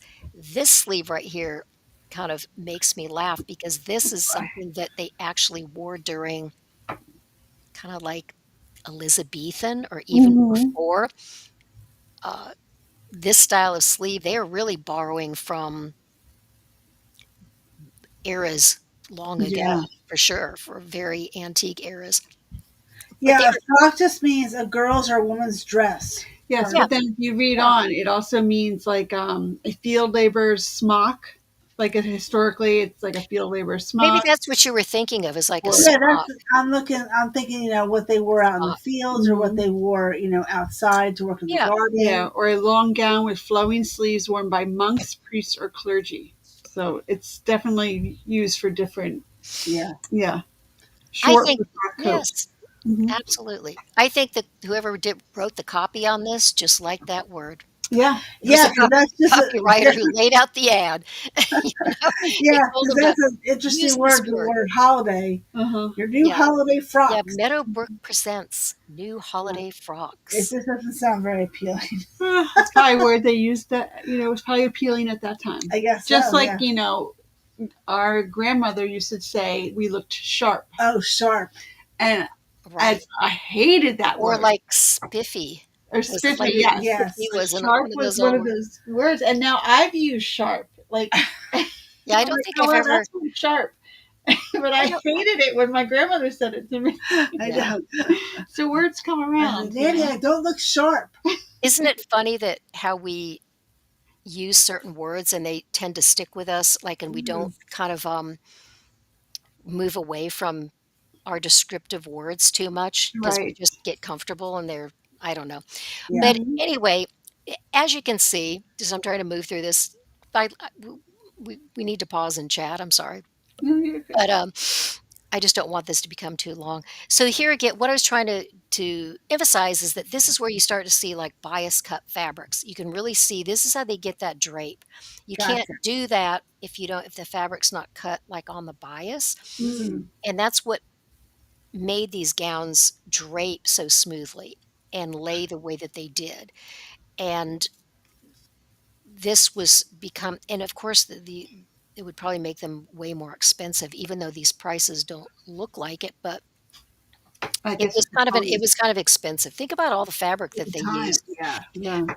That's another thing to think about when we move into the 1940s, the elaborate details, all the fabric that was used, all the all the everythings, all the embellishments, and it was hugely popular, even though it was considered the depression. However, by the middle 1930s, things were getting better, but Mhm. people, I mean, these are, in a lot of ways, they used movie icons. I hate to use the word movie stars, but that's kind of what they were called, to sell and to promote. They were the influencers of the day, and some of them still are now. But people would go to the movies to escape, but they would also go to see what everybody was wearing. They wanted Right. to see what the fashions were and what was Yeah. so and so wearing, and they would go to the premieres, and it was a huge deal. But anyway, so essentially, this is the a similar style. Here's another drawing I of love that. somebody's, I can't think of her name, Loretta Young, maybe, I'm Mhm. not sure. Again, beautiful styles that you could easily wear today. And Mhm. to me, they're just so flattering because Yeah, it is very flattering, yes. when you have a wider shoulder, a strong shoulder, and then you have a smaller waistline, and Mhm. then this long look, it makes you look like you're very tall, And for Yes. somebody like me who's not very tall, that's why I like this kinda look because it it it's an illusion. It Mhm, gives an right. illusion of being taller, and it really works. If I wear Yeah. something where it cuts me off here, like if the top's too long Mhm. and it cuts me off here, I just look shorter. Right, yes. And Yeah. I think a lot of people know that about their own personal style as well. Like, eh, seriously, I wish they would go back to this, wider shoulders, not too much padded, I mean, and longer, more flattering skirts. And here again, you can see this particular type of sleeve. Sorry. No, Barely, maybe. Go Fleek. ahead. She used the word fleek. Fleek. Sorry, I just. I have got to go back. I'm gonna go on Are you fleek, gonna read it? Yes, prior on fleek. fleek. Oh my god, I can't wait to talk to you guys, but let me get through this. Yes. But here again, as we get into the middle 30s, you notice what's kinda happening here. I'm gonna point it out, it's really subtle. These particular style of buttons here are really gonna Mhm. are really gonna be, highlighted. It's kind of like this sailor Yeah. It's style, a sailor suit, nautical yeah. style. Mhm. Here An again, oracle. we're starting to look nautical, Nautical. like like Heather Heather would say. says, Yes. and that's gonna be important because here we are. Oh, I love it. Oh, look The at pants. that. Pants. Oh, I love This it. this is Look at the brown with this the sailboat on them. Yes. I know, this is when women began to wear trousers and not and, they really embraced them, Wow, and they yeah. all pretty much I'm just gonna read what I wrote because it's easier. One of the most notable fashion trends of the 1930s is women began to wear trousers. Oh, I love Wearing it. trousers was still not widely accepted by the majority in the early part of the 30s. That's why we didn't really see them. However, by the mid to late 1930s, trousers were accepted for casual sportswear, particularly more or less for sportswear. As you can see, these are mostly sportswear, but then they did begin to lean, which I have some photos you'll see. They kind of did begin to lean more into it for, just everyday kind of wear. They were getting way casual. Yeah. So, and they were all this high-waisted, wide-leg sailor style pants, Yes. and they were yeah, and also these little shorts, these little Oh Mhm. skirty yeah, I love shorts. the one with These are the red top with she has a bike behind her. this one. I would so wear those. Yeah, in fact, I think you can probably find that style really easily. Mhm. Yes. Um, It almost looks like a skirt too, like that it Yeah. one, does, like if it the it legs are almost looks together. like a bicycle skirt Yeah. from, like, the Victorian era where they would have, like they I were think called, I like, just saw something on Amazon. It had hidden one leg. pants or the Mhm. bicycle skirt. Yeah. Yeah. So, yeah, those were as you can see, and this right here, if anybody remembers from back in, like, the 1970s, this is Mhm. just screaming 1970s to me. Culottes. This one. Yes. I would love Culottes, to yeah. I would rock Isn't the it? yellow, overalls all day long. I love You those. would. Oh, those are And can amazing. and I'm sure you can see I mean, except some of the and this looks like the late 1960s where people Yeah, that started to put does. the Yeah. with and yet they probably got it from when they had narrow pants and they weren't manufacturing, like, big bell bottoms yet. We Mhm. used to yeah, you'd split your pants and you'd insert a piece of fabric, Yeah. and maybe they got it from looking at their grandma's stuff from the 1930s, who Maybe. knows? Oh, amazing. But there Absolutely again, amazing. this is when you really see and these little sets too, these little, like, romper beach Mhm. wear type of sets. Um, yeah, so then there is the kind of the birth of women really wearing pants and wearing them out and about and I love the big showing it wide off. legs. Oh my Yeah. goodness. The what? The big wide legs. I do too. In fact, I I could never really wear skinny jeans because they just don't look right on me because I'm not tall enough. Yeah.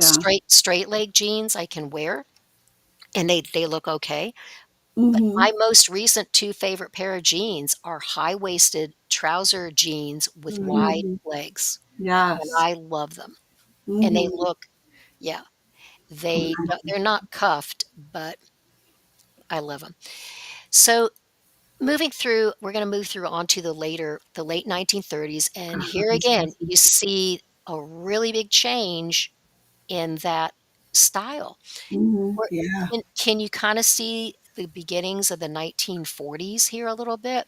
I With love every single style of I every know, single era. isn't it fantastic? I don't Pick think an I could. era, I can't Shane. pick an era. I love them all.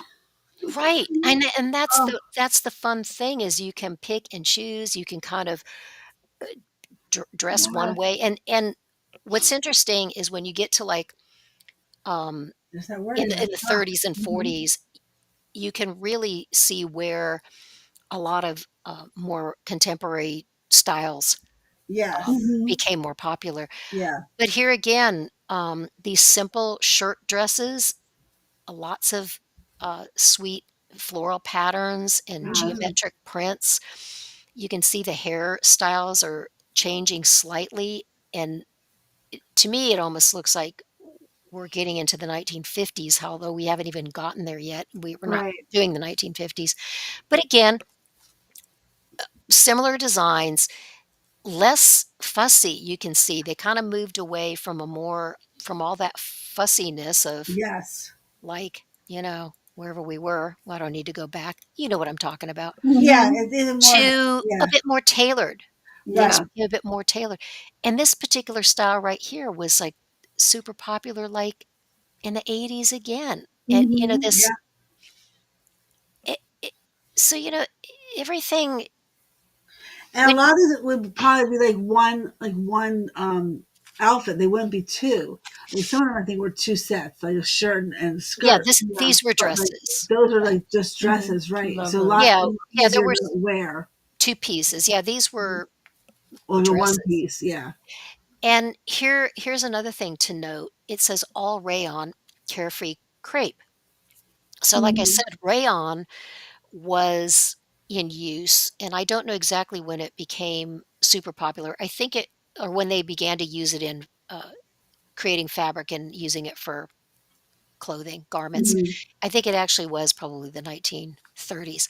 Also, zippers were kind Mm. of in wide use in the 1930s, whereas they weren't in previous decades. Everything was snaps or hooks, like the Mhm. Okay. Yeah. 1920s closures. They didn't really have those metal zippers yet. So that was another kind of a innovative thing Huh. in the 30s. Again, showing um, later 1930s styles, and then here Mhm. is when you kind of really begin to see that 1940s silhouette starting to show up Mhm. because the skirts are wider, the shoulders are still strong, but you'll notice the skirts are shorter, and look, Right. Yes. the Yeah. hemlines have come up quite a lot from Oh yeah. right Okay. here. Wow. Mhm. And previous, they're shrinking. Huh. Hemlines are shrinking, and the skirts are getting. Um, and I, when I researched this, I double checked and triple checked, making sure these were absolutely from The era. the 30s, yeah, rather than Mhm. the 40s, because you think, oh, that looks 40s.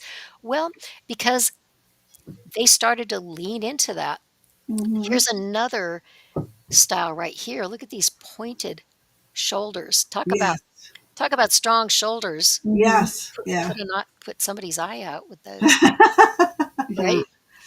But It again, comes to the shoulder little pads. blouses, the short sleeve blouses, sweet little bows. This style right here too, this kinda, gathered bodice, Mhm. you see that in contemporary stuff now, like Mhm. Oh in yeah. like the '90s, I think even in the 2000s, Mhm. this style. So and as we I think this is the last of as we kind of I think there might be one Those more. There hats. yeah, Yeah. cap into the or we that's not the word I wanted. As we're ending the 30s, you really begin to see that 1940s influence, Mm-hmm. especially again with these shoulders, the narrower, the cinched waist, the narrower skirts. You notice it doesn't have that flick on the bottom anymore, the little Right. mermaid or Mm-hmm. fish tail, little, there's another term for that too, then and I'll think of it, and I And this is when women were more in the workforce too at this time, weren't they? they did. Women began to be more, yeah, uh, they did. They and that's a whole kind of other topic, when did Because they this would be enter more the of the, workforce? like I see more masculine look to this, with the shoulders being more dominant, and then the smaller waist, Yes, the big shoulders, that's as more absolutely masculine. it, Heather. Yeah, that is what is really highlighted in the 1940s. Hmm. It kept this kind of silhouette, going. It was quite popular.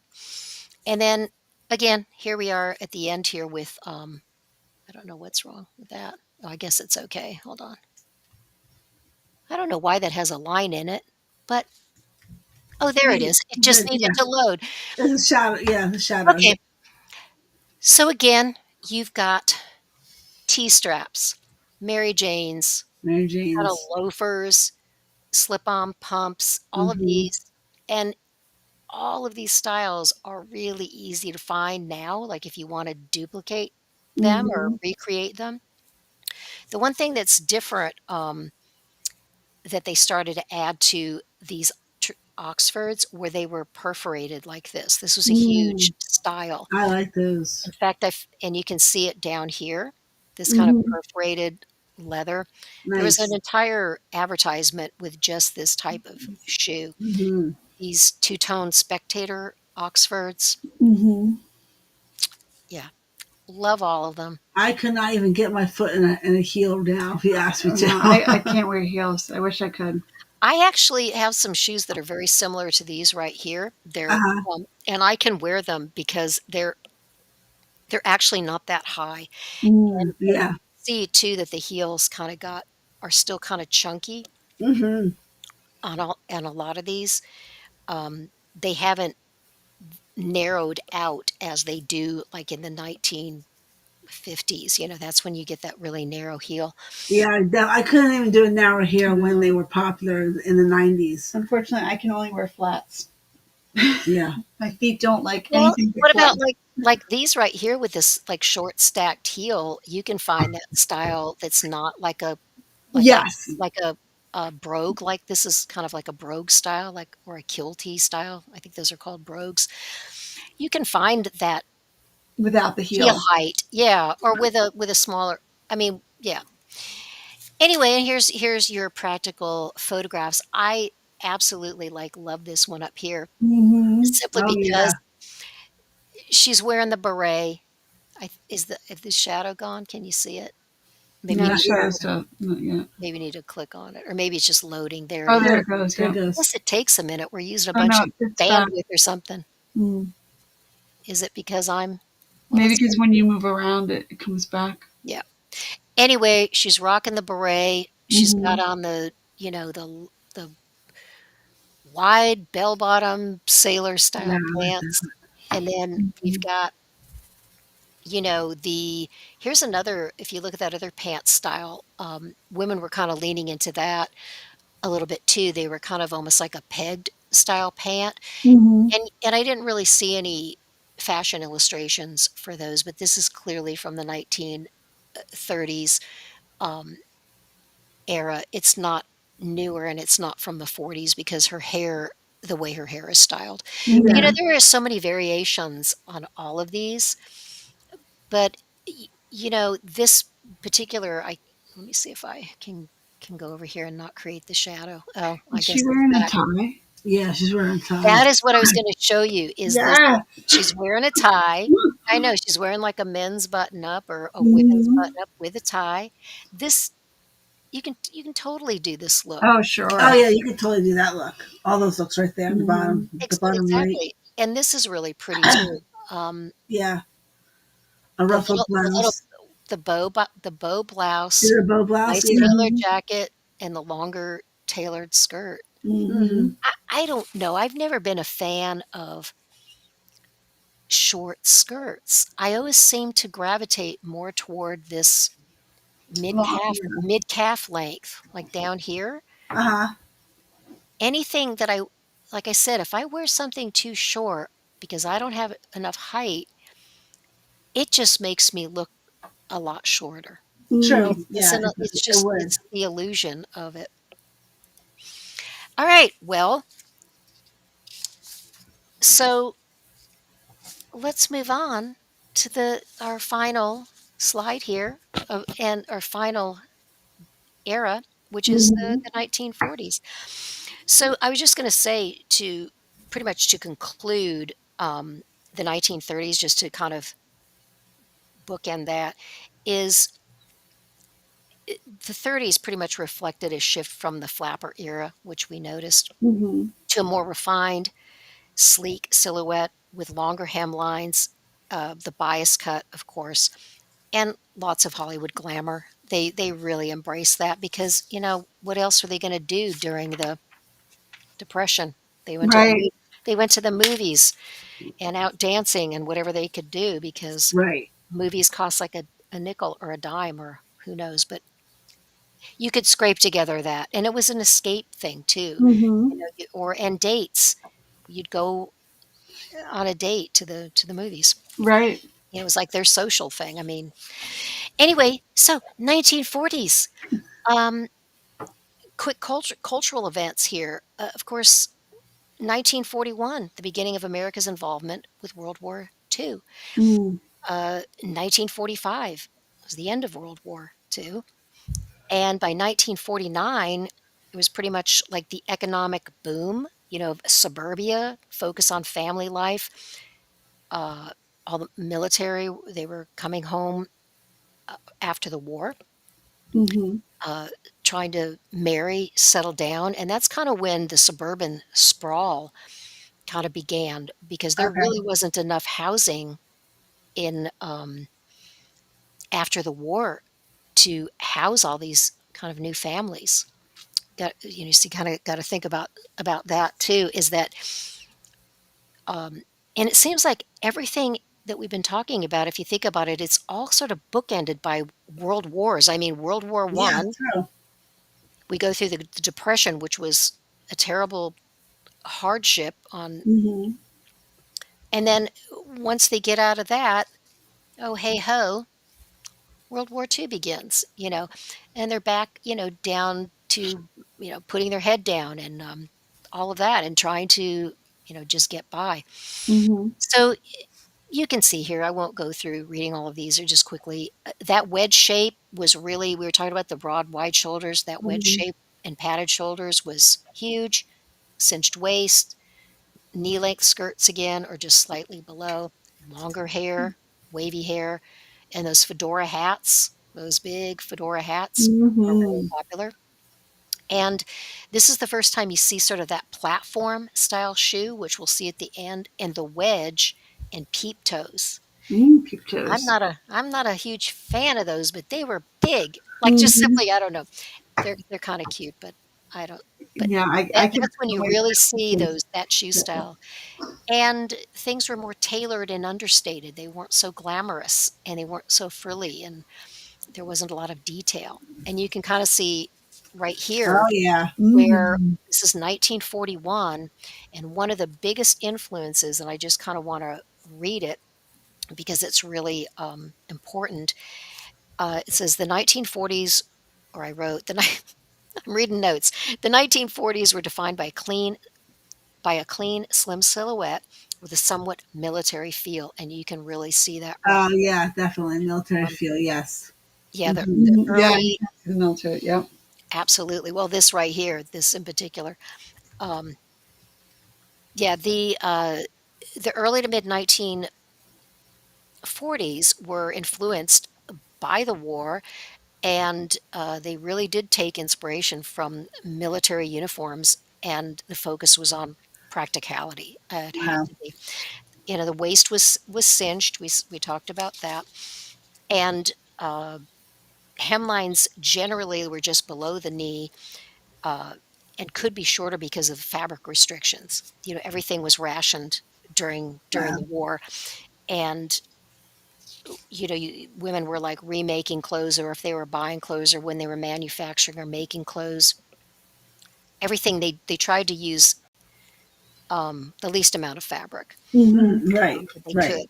So, because of the fabric limitations, the garments, dresses, what have you, they became more streamlined with a focus on simplicity, which I Hmm. just said, and understated elegance along with functionality. And the suits that they wore a lot. This is where women's, and you probably already know this, women's suits really became a thing. Not so much dresses anymore. There were like these coat style Mhm. dresses here, which you kind of, and they did wear dresses, but these strong suits and um, this particular kind of princess style coat, I really like Right. this. I think this is really flattering. You can see the lapels are huge. Also, Mhm. if you'll notice, the lapels are really big Yeah. on the suit jackets and coat jackets. But they called them victory suits, which was kind of interesting. And they pretty much looked a lot like this. And I have some Mhm. other examples. They were, padded shoulders, cinched waist, and pockets. And skirts were typically knee length. So let me go down here. Yep, let's go to the next one. However, you can see that still, we had this suit look by 1941. Right. Mhm. But then again, women, as I said, they were still wearing dresses, and you can still see a slight influence from that later 1930s. They're Mhm. still wearing this type of house dress, Right. and this one would have been more of a date dress, or you know, I if they were working, Or an afternoon afternoon, dress. yeah, Yeah. afternoon dress. Absolutely, yeah. Thank you. That's the word I was looking for. But you can see she's wearing her Oxfords still.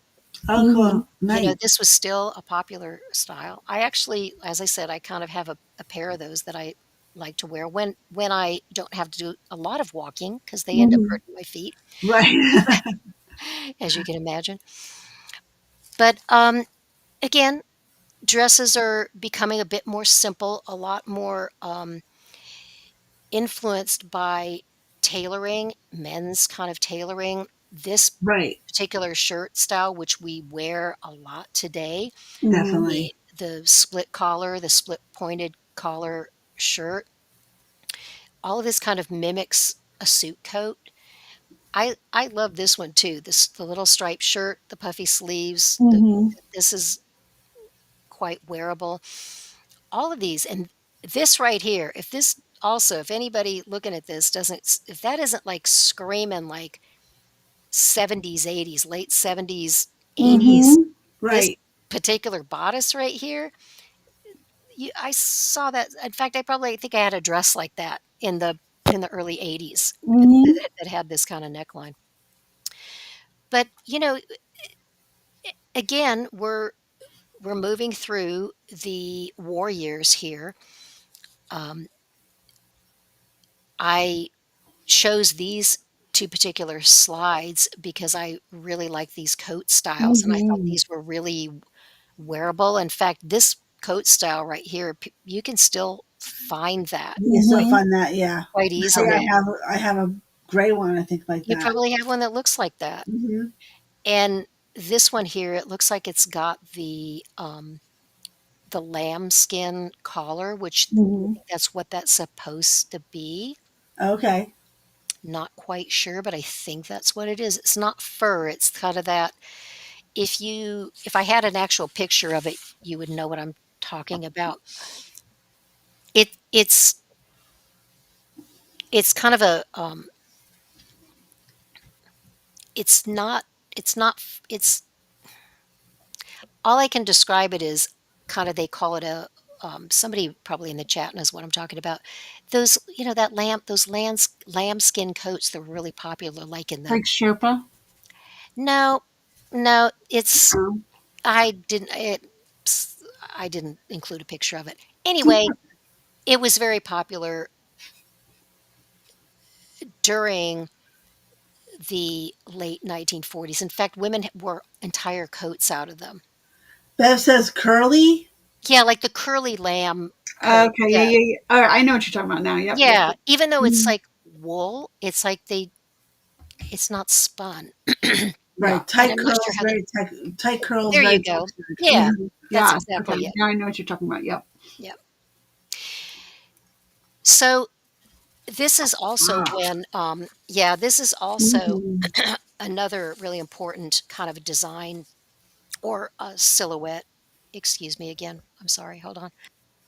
This is definitely you, Shane, Mhm. in the I brown. know. Love that. Isn't That's that all Shane. isn't that absolutely you can hear me, right? Because I Yeah. Yeah, muted yeah. myself. Yeah, absolutely. I showed this or I included this because look at it says mainstays for your victory wardrobe.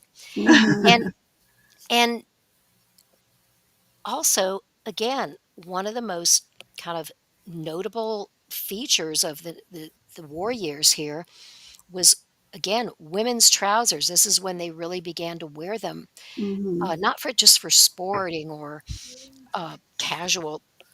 It's because they were practical and they Hmm. pretty much became everyday attire. And also, men were being drafted into the military. You all know this. Right. Women Mhm. were stepping into those manufacturing jobs.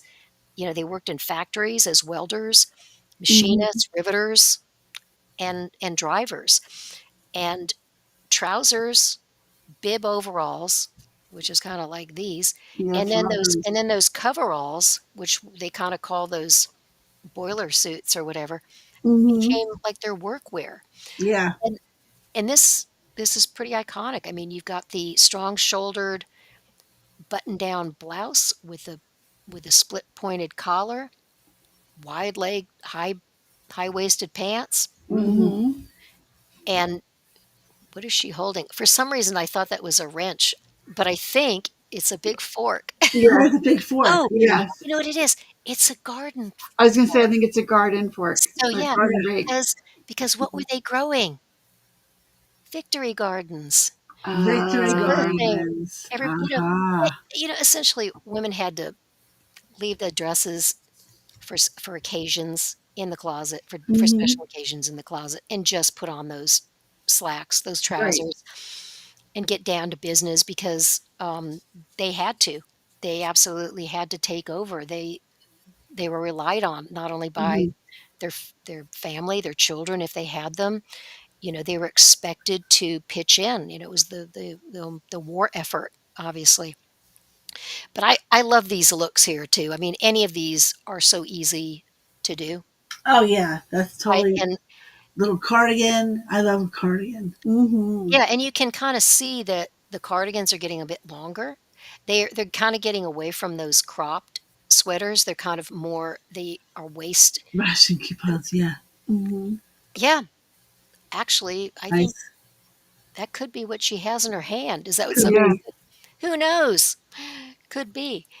But, um, so I thought I'd include Trousers of 1940s. yeah, I'm sorry about that shadow up there, but I think everybody Yeah. can read No, it. It you're goes good. away. It I goes think it away. just has to do when I'm moving stuff around. Yeah.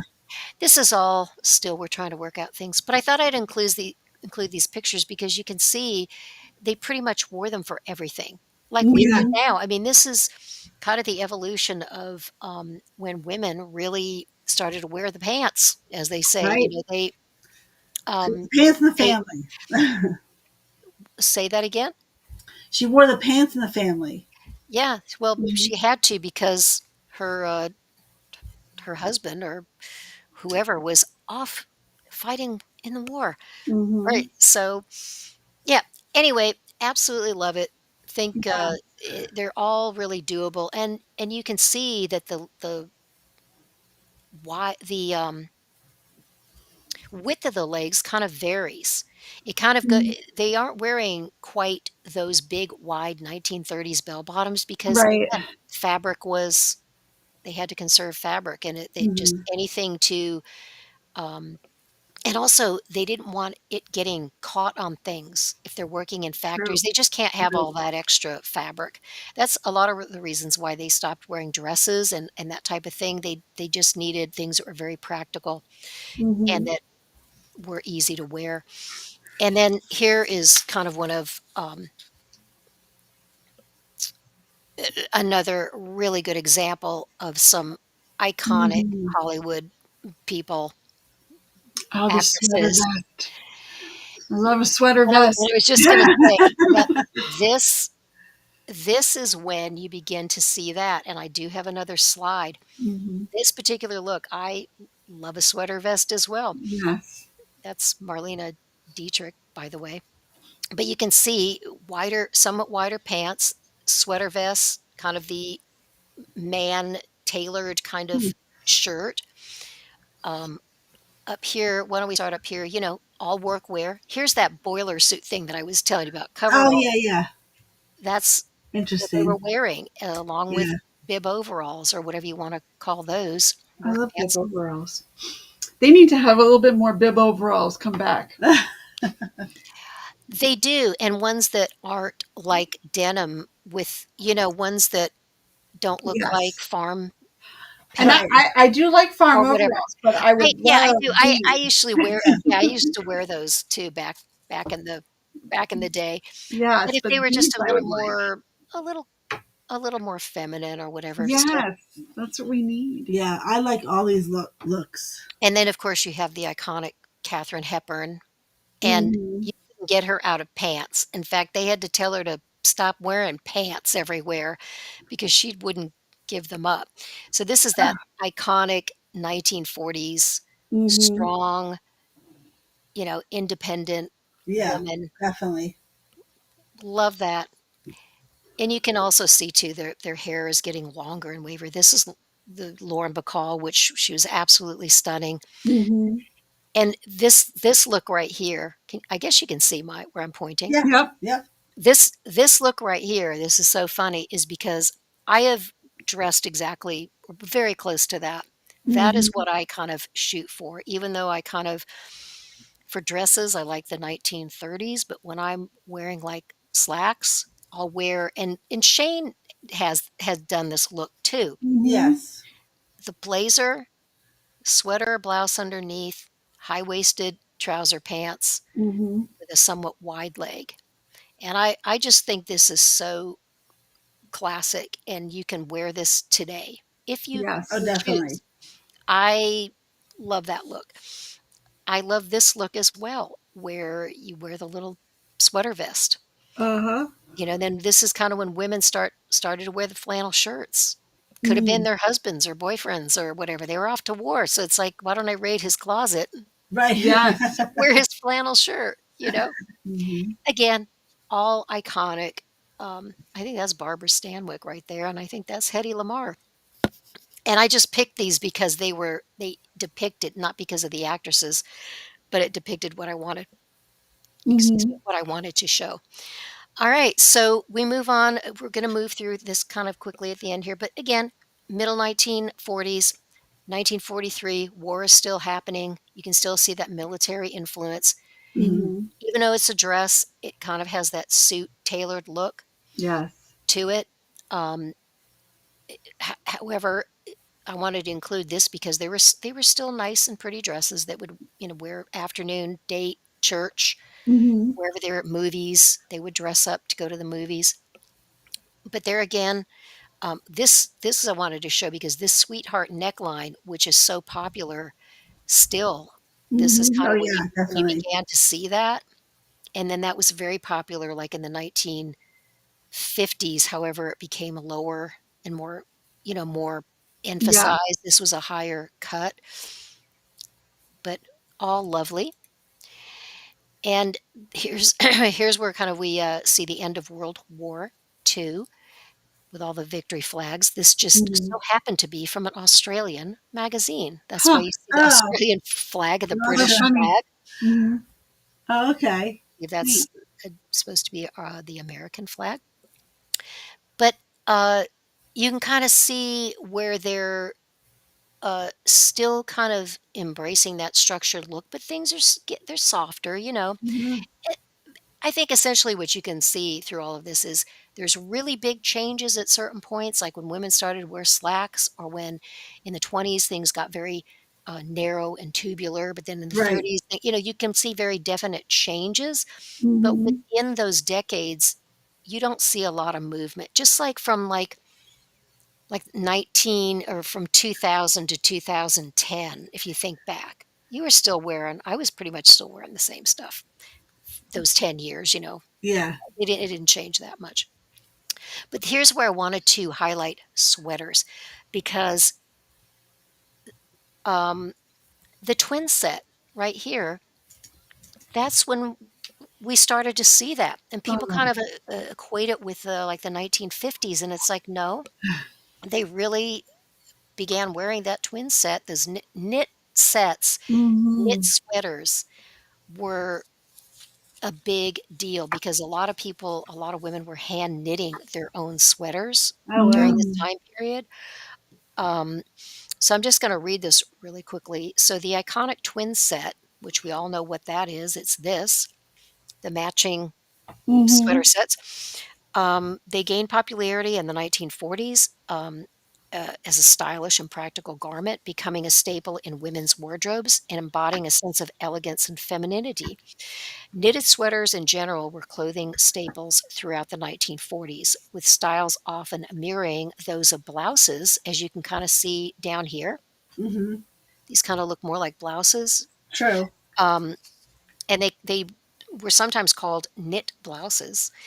So also you can see that novelty sweaters like these, I would so wear this Oh like I yeah. wear my Shane was just Oh, Scotty pointing. I love those. Yeah, Shane was just pointing that out. I wear my Scotty dog sweaters. In fact, I have something that is kind of a it's got Scotty dogs like this. So, you know, uh, I think it's fantastic. And that was a kind of a learning thing for me is I did not realize how popular those were back in the 1940s. And Yeah, I didn't. also, I would say it was 1950s, 1940s. yeah.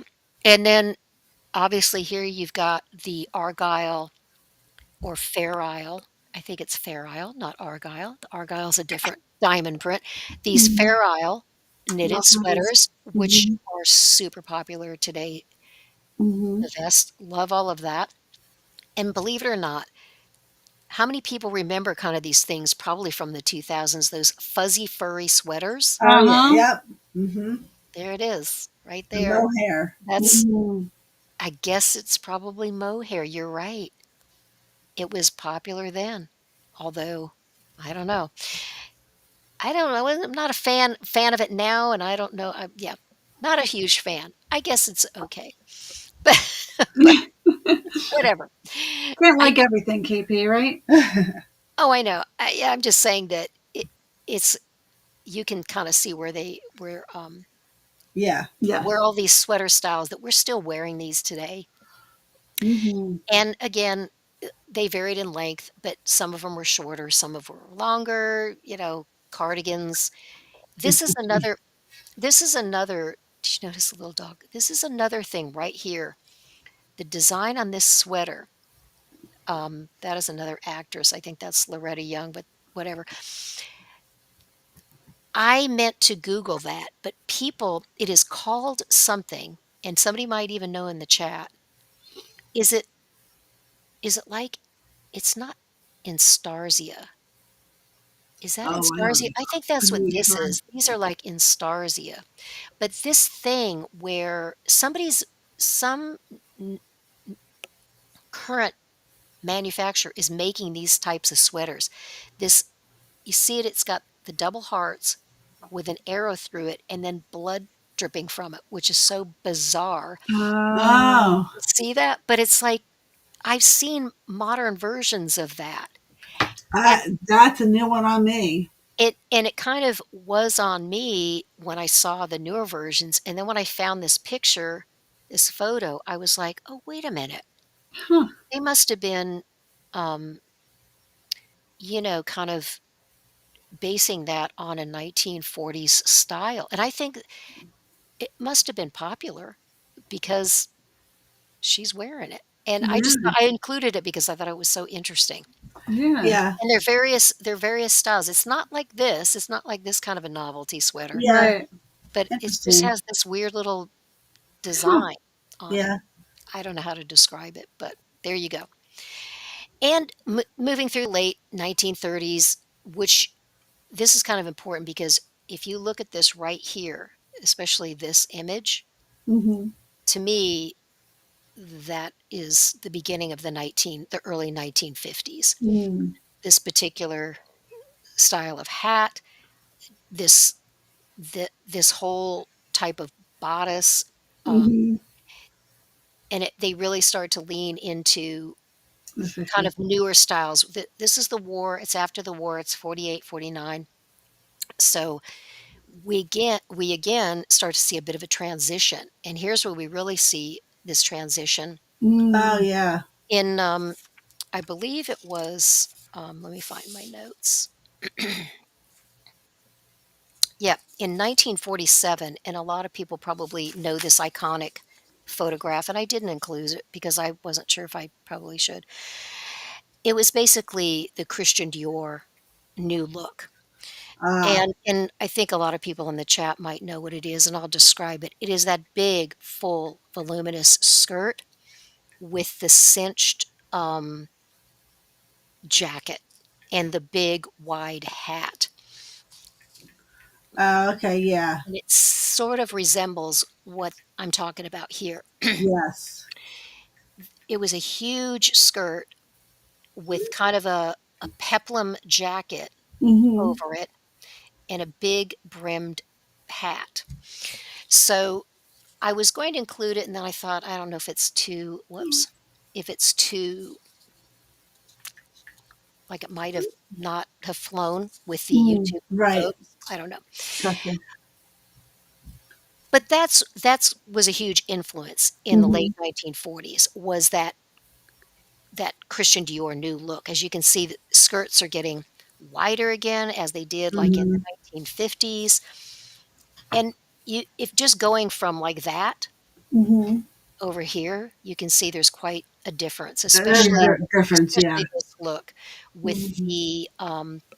these rounded um, type of sleeves. I can't Mm-hmm. remember what those are called right now, but somebody probably knows. I'm Is that sorry. a cap sleeve?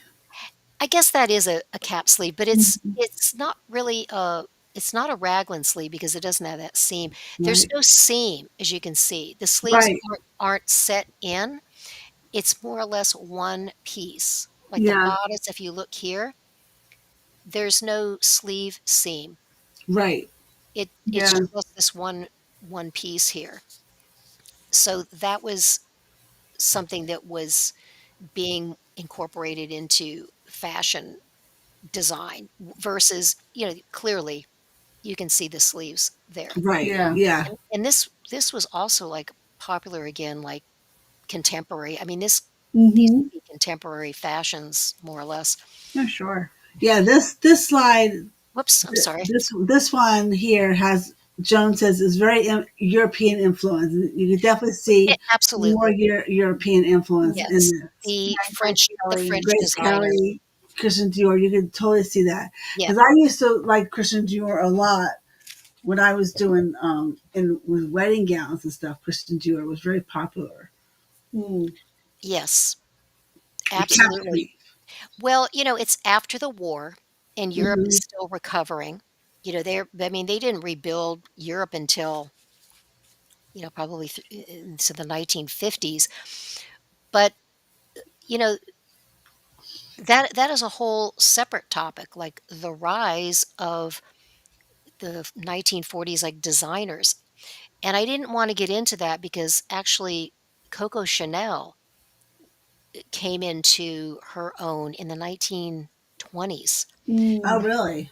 Right, but it would just be yet a whole 'nother thing to actually talk about the iconic designers of the True. different Right. That's Yeah. yeah. That's and true. right, and I was what I was trying to do here was basically just kinda demonstrate that once you know these shapes, and I was gonna read a little bit of something that I wrote earlier. But here you go, 1940s shoes, they don't look anything like what came before. No, No. Um, they're so different. they're chunky. This was this style, how many people wore those, like, in what, the 90s, 2000s? This Yeah. particular style right here. S Mhm. This is one of the most, biggest changes was slingback shoes. Mm. Okay. You notice they weren't nobody was wearing them, they weren't a style until the 1940s. Yeah. Again, peep toes, um, all of these, I'm sure anybody looking at these just go, "Oh, that just screams the 1940s." Mhm. And they really do, and I had no idea because typically we see a lot of black and white photos that they were so colorful, but Mhm. Right. Yeah. True. they really They were. they matched their outfits, which was Yeah. amazing, you know? Yeah, I mean, they exactly, that I when I was looking this up, I'm going, "Wow, I had no idea." I recognized the shapes, like all of these Right. shapes, but I didn't realize they were so colorful, yet they all weren't. I mean, looking at these, but absolutely wild. Mhm. So, yeah, platform shoes, this is one of the things that really was new, platforms Mhm. and Hmm. the peep toe shoes. But again, Mary Jane's, or excuse me, the T-straps were still Mhm. in Still there. style. Yep. There, and then this kind of sandally shape, that's what I guess these kind of were. Mhm. But these look almost like they could be from the 1930s. So again, some new styles, some carryovers from various eras.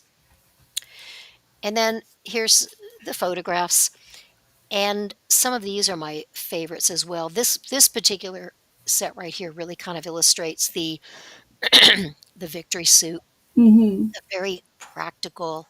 These are probably English women, I would even imagine, or I would imagine. Mhm. Very practical, very staid, very tailored, Oh, yeah. conservative. It's the war. Hmm. We're gonna wear flat Oxford shoes and our wool suits. Mhm. Yep. No, really. And yet here again, you've got more suits, but they're a little bit more feminine, Right. Mhm. and then, um, have a bit, if you compare this one to this one, they were still wearing all of these types of suits. Suits, like I said, were huge, and that's Mhm. Yeah. really more that's kind of iconic of that period too. Trousers, sweaters, And sweater suits. sets, and suits. And Mhm. this picture right here is really kind of a lovely, um, Yeah, I like that one. depiction of I th not ex I think it could possibly be, they're probably models or something like that, whereas, Mm. like, these are everyday women wandering around. Right. Right. Yeah. Could have been for a fashion shoot or something, but all of those styles right there are so easy to duplicate and easy to Mhm. wear. Oh, definitely. All of Definitely. these are. Um, this one right here, when I first looked at it, I went, "Wow, that looks like it's probably something from the from, like, the 2000s or 90s." And it's like, "No," because everybody behind her in the picture, it's definitely 1940s. I had to take a Mhm. look at it 2 times or a few times going, "Is that a reenactment or is that really from that Mhm. period?" So, again, styles borrowed, these coat dresses, super popular. This kind of style was even popular, like, in the 90s when women, Mhm. all of it is just, pretty much from here on out, there isn't a whole lot that's kind of new, No. Right. Yeah, if it all you think comes back about it, around. Yep, keeps recycling. and essentially just to round it all out, s Yeah, it is very flattering. It's a very flattering style. it really is, and I don't know, I tend to, I mean, I still like my jeans and my stretchy Mhm. pants and all that business, but I do like to wear some of these things. Yeah. So the one of the interesting things about this era too, after the war, was I love this, motto or ethos, and it's simply "Make do and mend," and then Mm. that's what people kind of really had to lean into. And that kind of almost leads into, and hang on to your hats, Oh boy. sisters. Okay. It kind of leads into, well, buying pre-owned Mm. is absolutely um, something that I think everybody should be doing, especially if you want to create these particular silhouettes, or even if you're looking for like modern clothes. Um, there's Mhm. lots of places that you can shop. And I think just wandering into all the department stores now, um, without saying a lot, you wander in and it's sort of like, well, why don't I go to the thrift store or go on some of the resale sites and Hmm. see what I can find there first? Because Mhm. Right. mo- most likely you're going to find older, if you're lucky, older pieces that are made out of better quality fabrics, Mhm. Exactly. right? Yeah, not And the fast and fashion anymore. You don't want, exactly, yeah. exactly. And which brings us to, Ah! Is that us? It's supposed to be us? are you looking? So Oh so That's so if funny. we wanted to conclude this by telling you, I thought that first of all, we could read the thing, but I thought that was absolutely funny because they're pointing. Look at their thumbs. no. Mhm. That's not meant to be you. It's just a couple of gals, you know. Yeah. But I thought it was funny because of their expressions and they're pointing over like, "Hey, look Hey, Hey, look. look. Right. at what I'm Yes. showing you here." Yes. But we wanted to just let everybody know. So, and Shane's got a, and we've been talking about Poshmark a lot, or they have Mhm. been talking about Poshmark a lot. Like any resale site, you can buy and sell clothing on Poshmark. Right. Mhm. However, the one thing that we never really talked about, if you're new to Poshmark and you don't have an account over there, or because you do need one to buy things for Mhm. sure, you can join.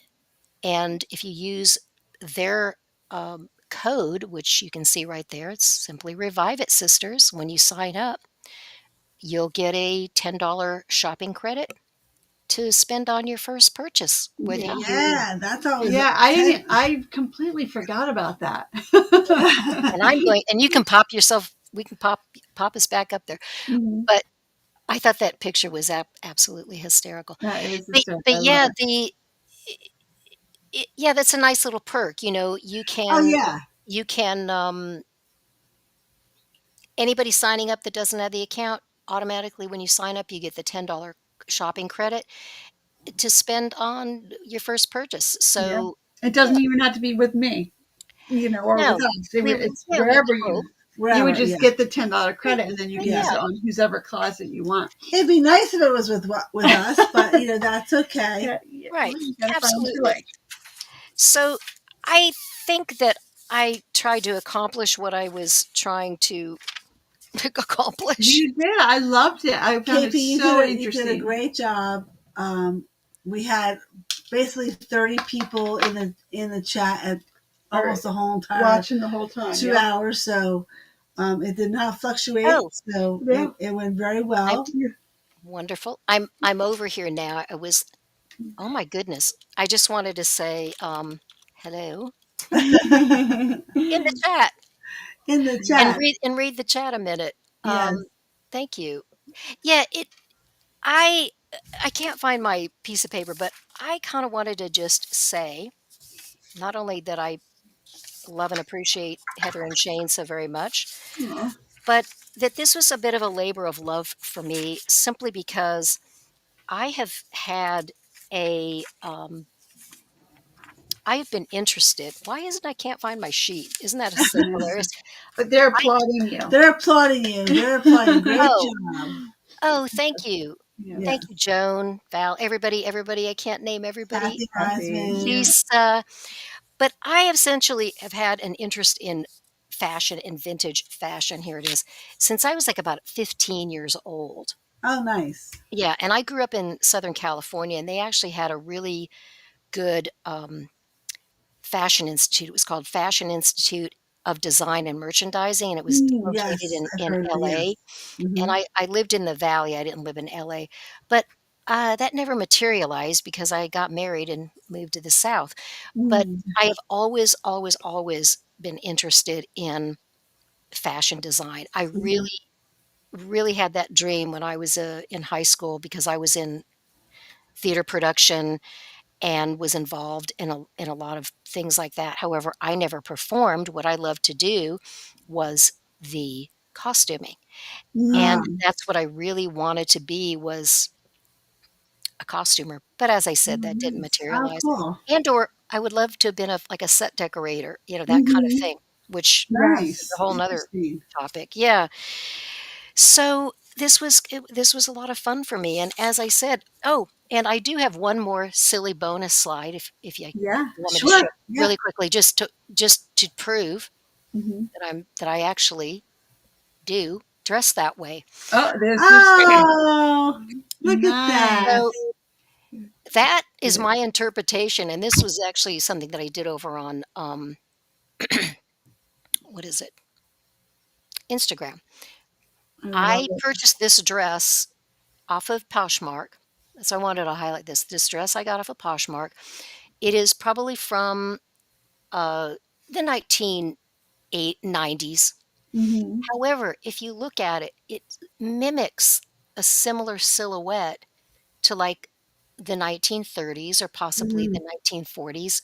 If you wear the right type of shoes, as you can see here, I have Yeah. Mhm. these are new, these little T straps. Mhm. You really kind of get that essence.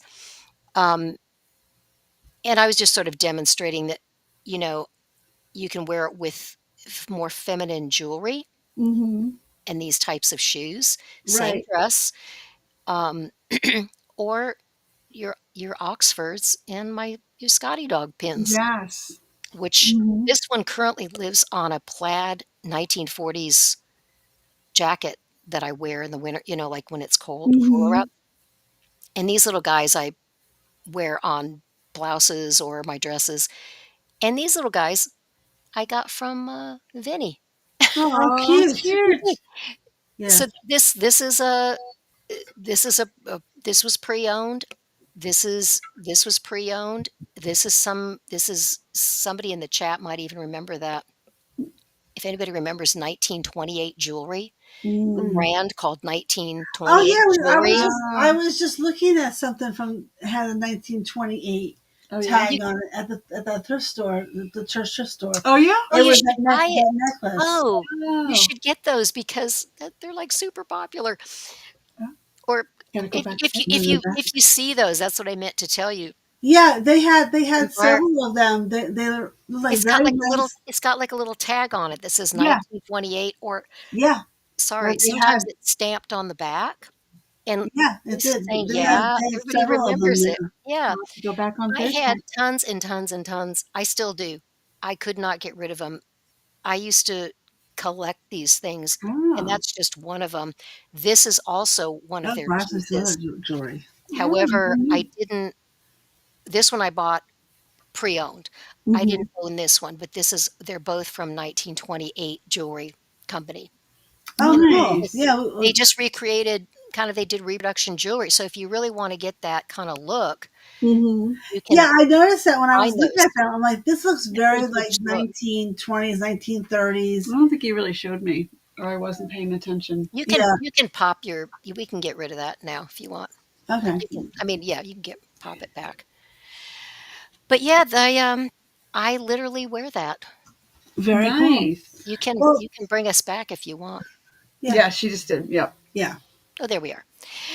And I simply wanted to show you that because, it's that easy to do. You just if you know the shapes, the silhouettes, I wanna wear some brooches. I collect, but not sure ho oh, Willow. Yeah, study, vintage fashion. Willow is saying, "I want to wear some Yeah. brooches. I collect, but not sure how or Um, what looks good." yeah, Yeah. you can also look on Pinterest if you have Yes. Pinterest and then just look up brooches or like, Mhm. how to style brooches. I'm sure Pinterest probably has tons of Yeah. inspiration photos. I wear a lot of my brooches, and I even wear it with sweatshirts. I'll just like if I have a gray sweatshirt that's just a plain gray cotton sweatshirt, and I love putting this silver snowflake with it. Mm-hmm. And I usually just wear it like right above my heart is where I mostly wear it. You can also, if you have like a button down, you could wear it um, in the middle Mm-hmm. as well. You can wear several. That a new thing is wearing several different brooches, like 3 or 4 at a time, just like in a cluster. Mostly like in like above your heart area is where you mostly wear, or like on a collar Mm-hmm. if you have like a Yes. The 3 year old lapels. Yes. or Right. lapels. Yeah. Mm-hmm. Right. But like we wanted to show you this outfit. So this is like what KP is. Finish up behind you. Oh, sorry, Finley. This is an outfit that Shane put together that is available, right? No. No, Well, the pants aren't. The shirt will be. the shirt will be. Yeah, the shirt will be. I haven't put it on yet. Um, But those are my pants. oh, these are Shane's. So these Well, are and Shane's yeah, pants. they're a little broken, so I have to wear a belt with them. So this is just kind of like what we're talking about. Shane found a whole bunch of these Mm-hmm. shirts that are in Poshmark, or they will They be. will be. They are not. In They yet. will be. So we came across several of these kind of shirts that have the The bow tie. you explain. No, Like well, the secretary bow. yeah, Yeah. the Secretary bow, yeah. Mhm. And then as you can see, she matched it very nicely with some linen trousers or Well, wool these are tweed. tweed These are tweed. Yeah. tweed trousers. Mm-hmm. So you could very easily just take that, and even what Shane's Yeah. wearing, Or even just wear them with jeans. You Because this know. is another one. this you could totally wear with jeans as well, Mhm. because it has the blue in it. So yeah, so that just is a perfect example of how you can bring that whole look that KP was just talking about Mm-hmm. with the secretary bow and the button-down shirts. And this actually has the more puffier sleeves to it because it has the Yeah, that silhouette, like I said, it's right out of yeah, right out of the 1930s and even Mhm. into the yeah, 1940s. It's such a classic style, and that I I think well, think is not probably the best word to use. I hope that styles like these will make a resurgence.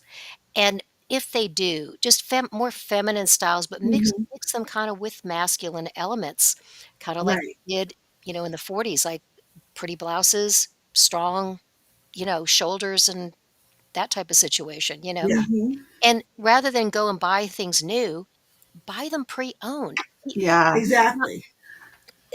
You you'll probably get better quality, probably closer to the style you want. You'll, you know, with Poshmark and with particularly Shane and Heather, you're supporting like a small business Mm-hmm. rather than going into a department store. And if you've not shopped on there, Shane knows because you're on there and you've Mm-hmm. shopped on there. You just type in what you're looking for and you get all kinds of examples. Mm-hmm. And then You want to put your LinkedIn? you just shop with individual people. I Yeah, love it. I love exactly. it. Same thing like with eBay. You just type stuff in the search engine, and I most of my things that I've purchased lately, except for jeans, my new jean, I get pre-owned. Yeah, and Just I about mean, eBay is a everything. place you can Etsy, eBay, Poshmark, Macari. Macari, Depop. Yep, There's so there's many your different. Yeah. Mm-hmm. there So is. that's Shane's Poshmark closet, or Our Revive our sister. Revive Sister Poshmark closet. Mm-hmm. Check it out. If you do the code, if you're new to Poshmark, Yep. you can put that code in Revive Sisters, all one word, and you'll get the $10 credit towards your next purchase. I think that's a really cool way Mm-hmm. Yep. um, I believe that. to Yeah. start. When you sign up, I think when you go to the website, and it's just basically Poshmark.com, and then also there's an app that you can have on your phone. But you basically it prompts you. It says, "Do you have a referral code?"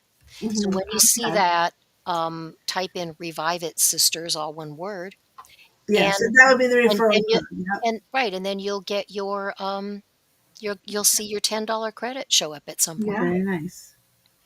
Yeah. Yeah, Yeah. and I honestly look forward to you guys bringing more and maybe doing more live clothing Oh, yeah. sales too, or Absolutely. whatever you do. I'm always watching your closet, and I get notifications when you list something new.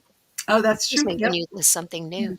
Yeah, and we Yeah, might do a vintage, like, I might not post these yet until we do our clothing sale. I think we're going to do another clothing sale Right. with Yes. the pieces that I found at the estate. Because this is from the estate sale. This is from the yeah, estate sale. It's all from the same estate sale. And Right. we have a whole bunch of different ones. Yeah. So we're probably going to we'll probably have a vintage clothing sale either next Friday or the following Friday. So within the next 2 weeks, Mhm. we will have a vintage clothing sale. right. I don't know Or if it'll be on vintage Friday. inspired too, Yeah. you know. Or vintage express. Yeah.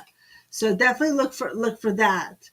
Because we had a lot of fun doing our sweater sale Mm-hmm. a few weeks ago. So that went very well. So Yeah. Yeah. And Shane she'll continue to find pieces and look for particular pieces, and she has a really good eye, and Awesome. they have a yeah. lot of you have a lot of really nice items up there that we don't really have down here that Mm-hmm. much, I think because of your climate and the, um, the community, you know what I'm saying? That Yeah. you got a lot of people per square mile in Yeah, we New do. Yeah, Jersey. and And being we have all the seasons, so yes, we we have can all the handle. seasons. Yep, and Yeah. you've got And we're older. right outside of Philadelphia as well. So Right, we that's do what I meant, get yeah, that metropolitan area, that's what I yeah. was kinda I So we mean, I get live. more fashion stuff as Yeah, well. And there is a good I meant that we need to go back to this one. There's a really good Goodwill in Philadelphia. Yes, I want to That go. one with the brick wall. Yeah, that's when I got my dress. I got a Yeah, so dress there we that need to go looks. back to that one Yeah. because that had a lot of cool clothes in it. yeah, and maybe even if you even want to if this is the way you want to go with your thing, is look for those pieces, kinda look for those Yeah. things that I was to Yeah, kind of because definitely. Yeah. people who shop on Poshmark, I know that they're looking for those vintage style pieces, Yeah. and they're becoming harder and harder to find, and we're not talking about actual antique vintage clothing. If you find No, that, just the No, that style. it's a that's like style. that Mhm. would be pretty awesome, but, Mhm. you don't really need to try and, I just wanna kinda conclude saying, we're not trying to imitate that style.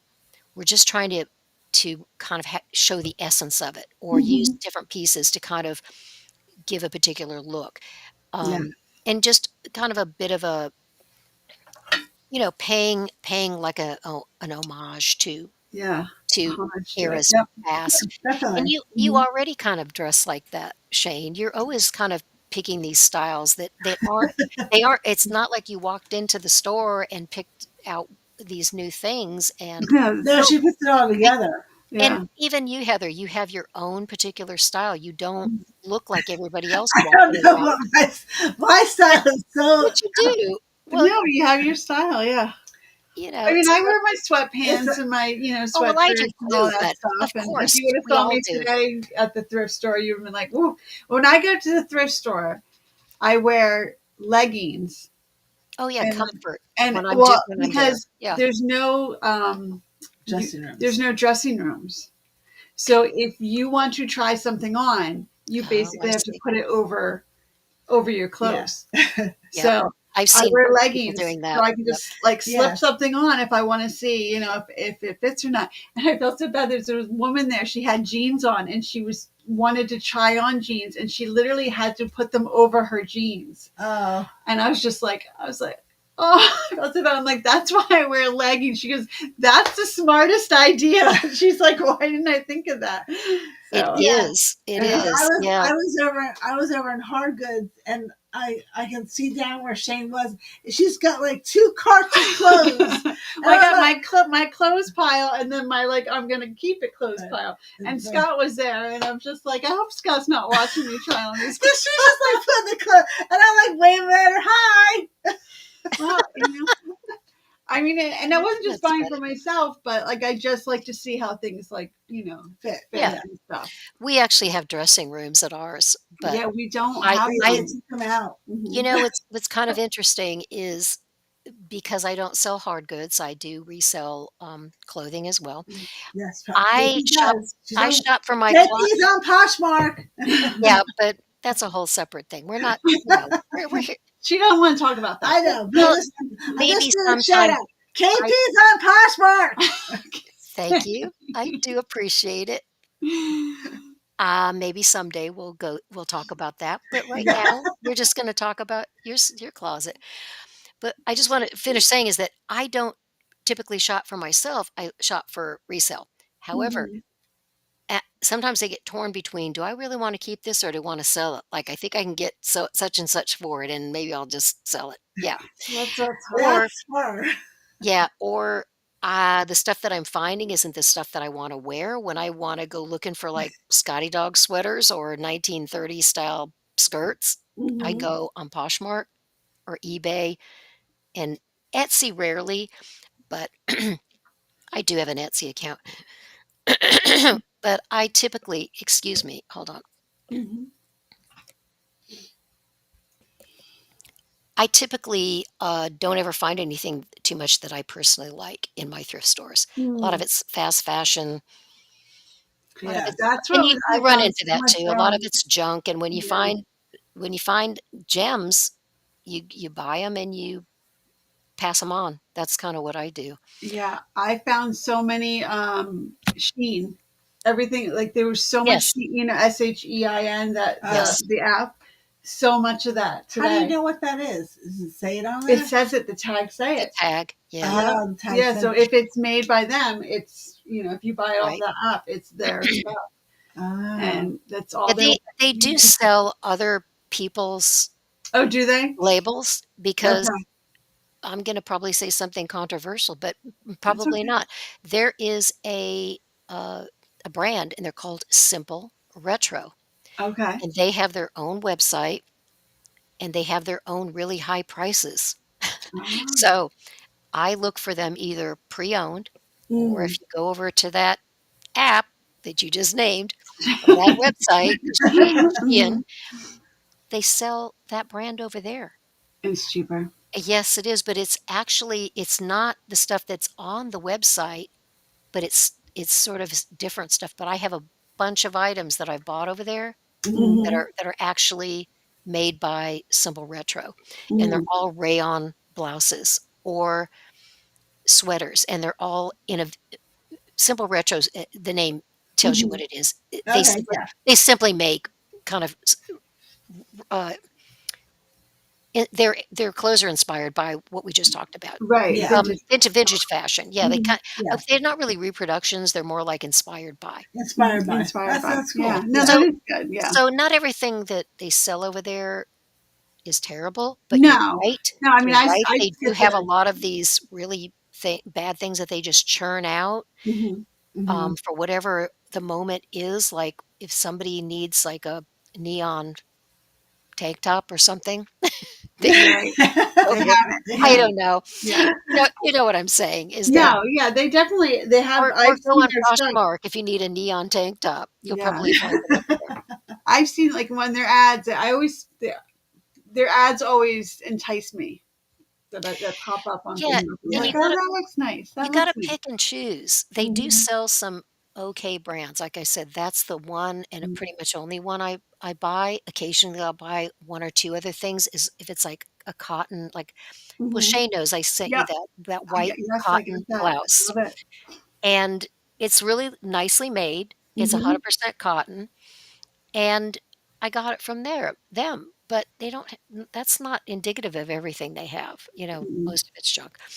But yeah, anyway, that's probably Yes. you know what I'm trying to say. Yeah. Yes. But we should probably wind it up, I guess, because everybody's getting sleepy. You guys Yes, it's 10:30. Sorry. I gotta go make my son something, a grilled cheese super sandwich. early. Okay. Well, thank you. No, it was absolutely wonderful, KP. Thank you so Yes. much.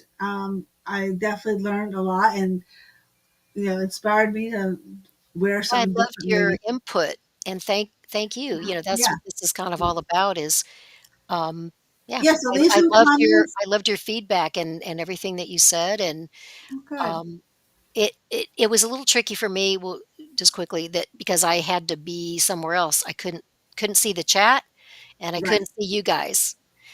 But that's, I guess, just the way to if we need to do it this way, I've just gotta be over in a different tab. Yeah, no, Or it worked out or fine. It worked out or good. We yeah, were good with it. yeah, and I was or if I only have a couple slides, I can pop those up and then jump back over. I mean, I Right. literally have, like, 3 tabs I'm working in over here. Yeah. Very cool. Yes. Thank Um, you so much for Yes. putting all but this time in, like Briar and Yes. Lisa. oh, Thank thank you, you so Briar. much. Yeah, Yeah. Briar's so lovely. She sent me a image of a corset cover that was her I think she said it was her grandmother's, I hope that's correct. Her and she said her grandmother wore her corset until the day she passed. Oh, I thought Wow. that wow. was absolutely interesting, and she That made is, these, like, corset covers for them, oh, wow.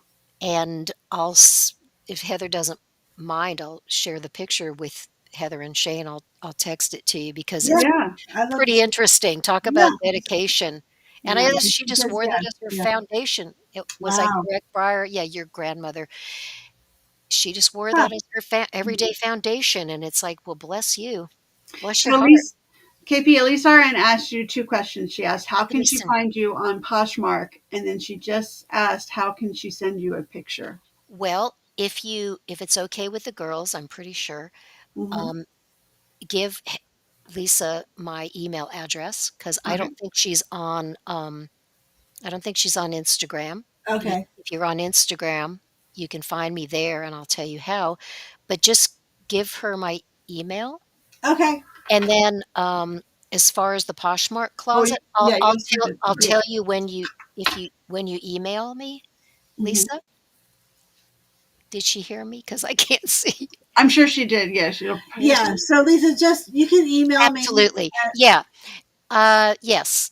Yes to all of those. Yes, Heather will give you my email You don't Yeah. have her email because address? I don't want to just throw it in the chat. Who's? Elisa Orange, you don't have her I email? do. You've got Yeah. Lisa's, Yeah. right? Yeah. And she bought Yeah. something from you, or she could Yeah. email you, and Yeah. then you can Yeah. Just email me, Lisa, and I will send you KP's email address. right. Yeah. Yep. She says, "I am not," so she's not on She's Instagram. not on Yeah. Instagram, Yeah, right? we'll Yeah. just do it a roundabout way rather than me because this is like an open live chat, and it's Yeah. for Remain. I don't wanna stick my email address Yeah. in there. No, you don't want to do that. So No, we'll go yeah, to she'll back email channel, me, and I will and then or we'll talk. if I remember, I'll email you. Mhm. But She just said, I will. Thanks. yeah, Yeah, we'll yeah, connect. Yeah. We'll all connect yeah, out Yeah. in a roundabout back alley way, right? There we go. So, okay. yeah. Well, Well, I thank you, enjoyed everyone. myself, and I appreciate everyone, and thank you for letting me be a part of your, uh, channel and your endeavor. Yeah, that was a lot of work.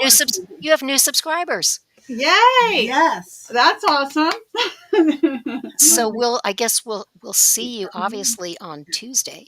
Yeah. Maybe I don't know if you're doing anything on the weekend. We'll see you Tuesday, Okay. and we'll see you further on from that whenever you Yeah, we'll guys probably do a thrift haul on Sunday. We do have some things to show so Mhm. far, and we are planning to go out a little bit tomorrow, tomorrow morning. So we will probably have a thrift haul on Sunday, like we normally do, sometime later in the afternoon.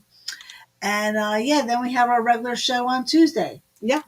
April 1st. April 1st, April Fool's Day. But no Oh, fools, that's no fools, right. no That's fools, right. no Oh, fools, no fools on oh. April 1st. No. What can we uh-oh. It's Uh-uh. April Fools. I'm thinking, what could we do? What could what I mischief don't. could I get I'm up not to? good. I am not I'm good at just kidding. jokes, and I hated April Fool's Day in I school. know, I know. I'm So um, completely kidding. Mhm. I wouldn't do that. yeah, It's just one of those kinda made up holidays It anyway. is, it exactly. is yeah. Yes. And, Yes. all right.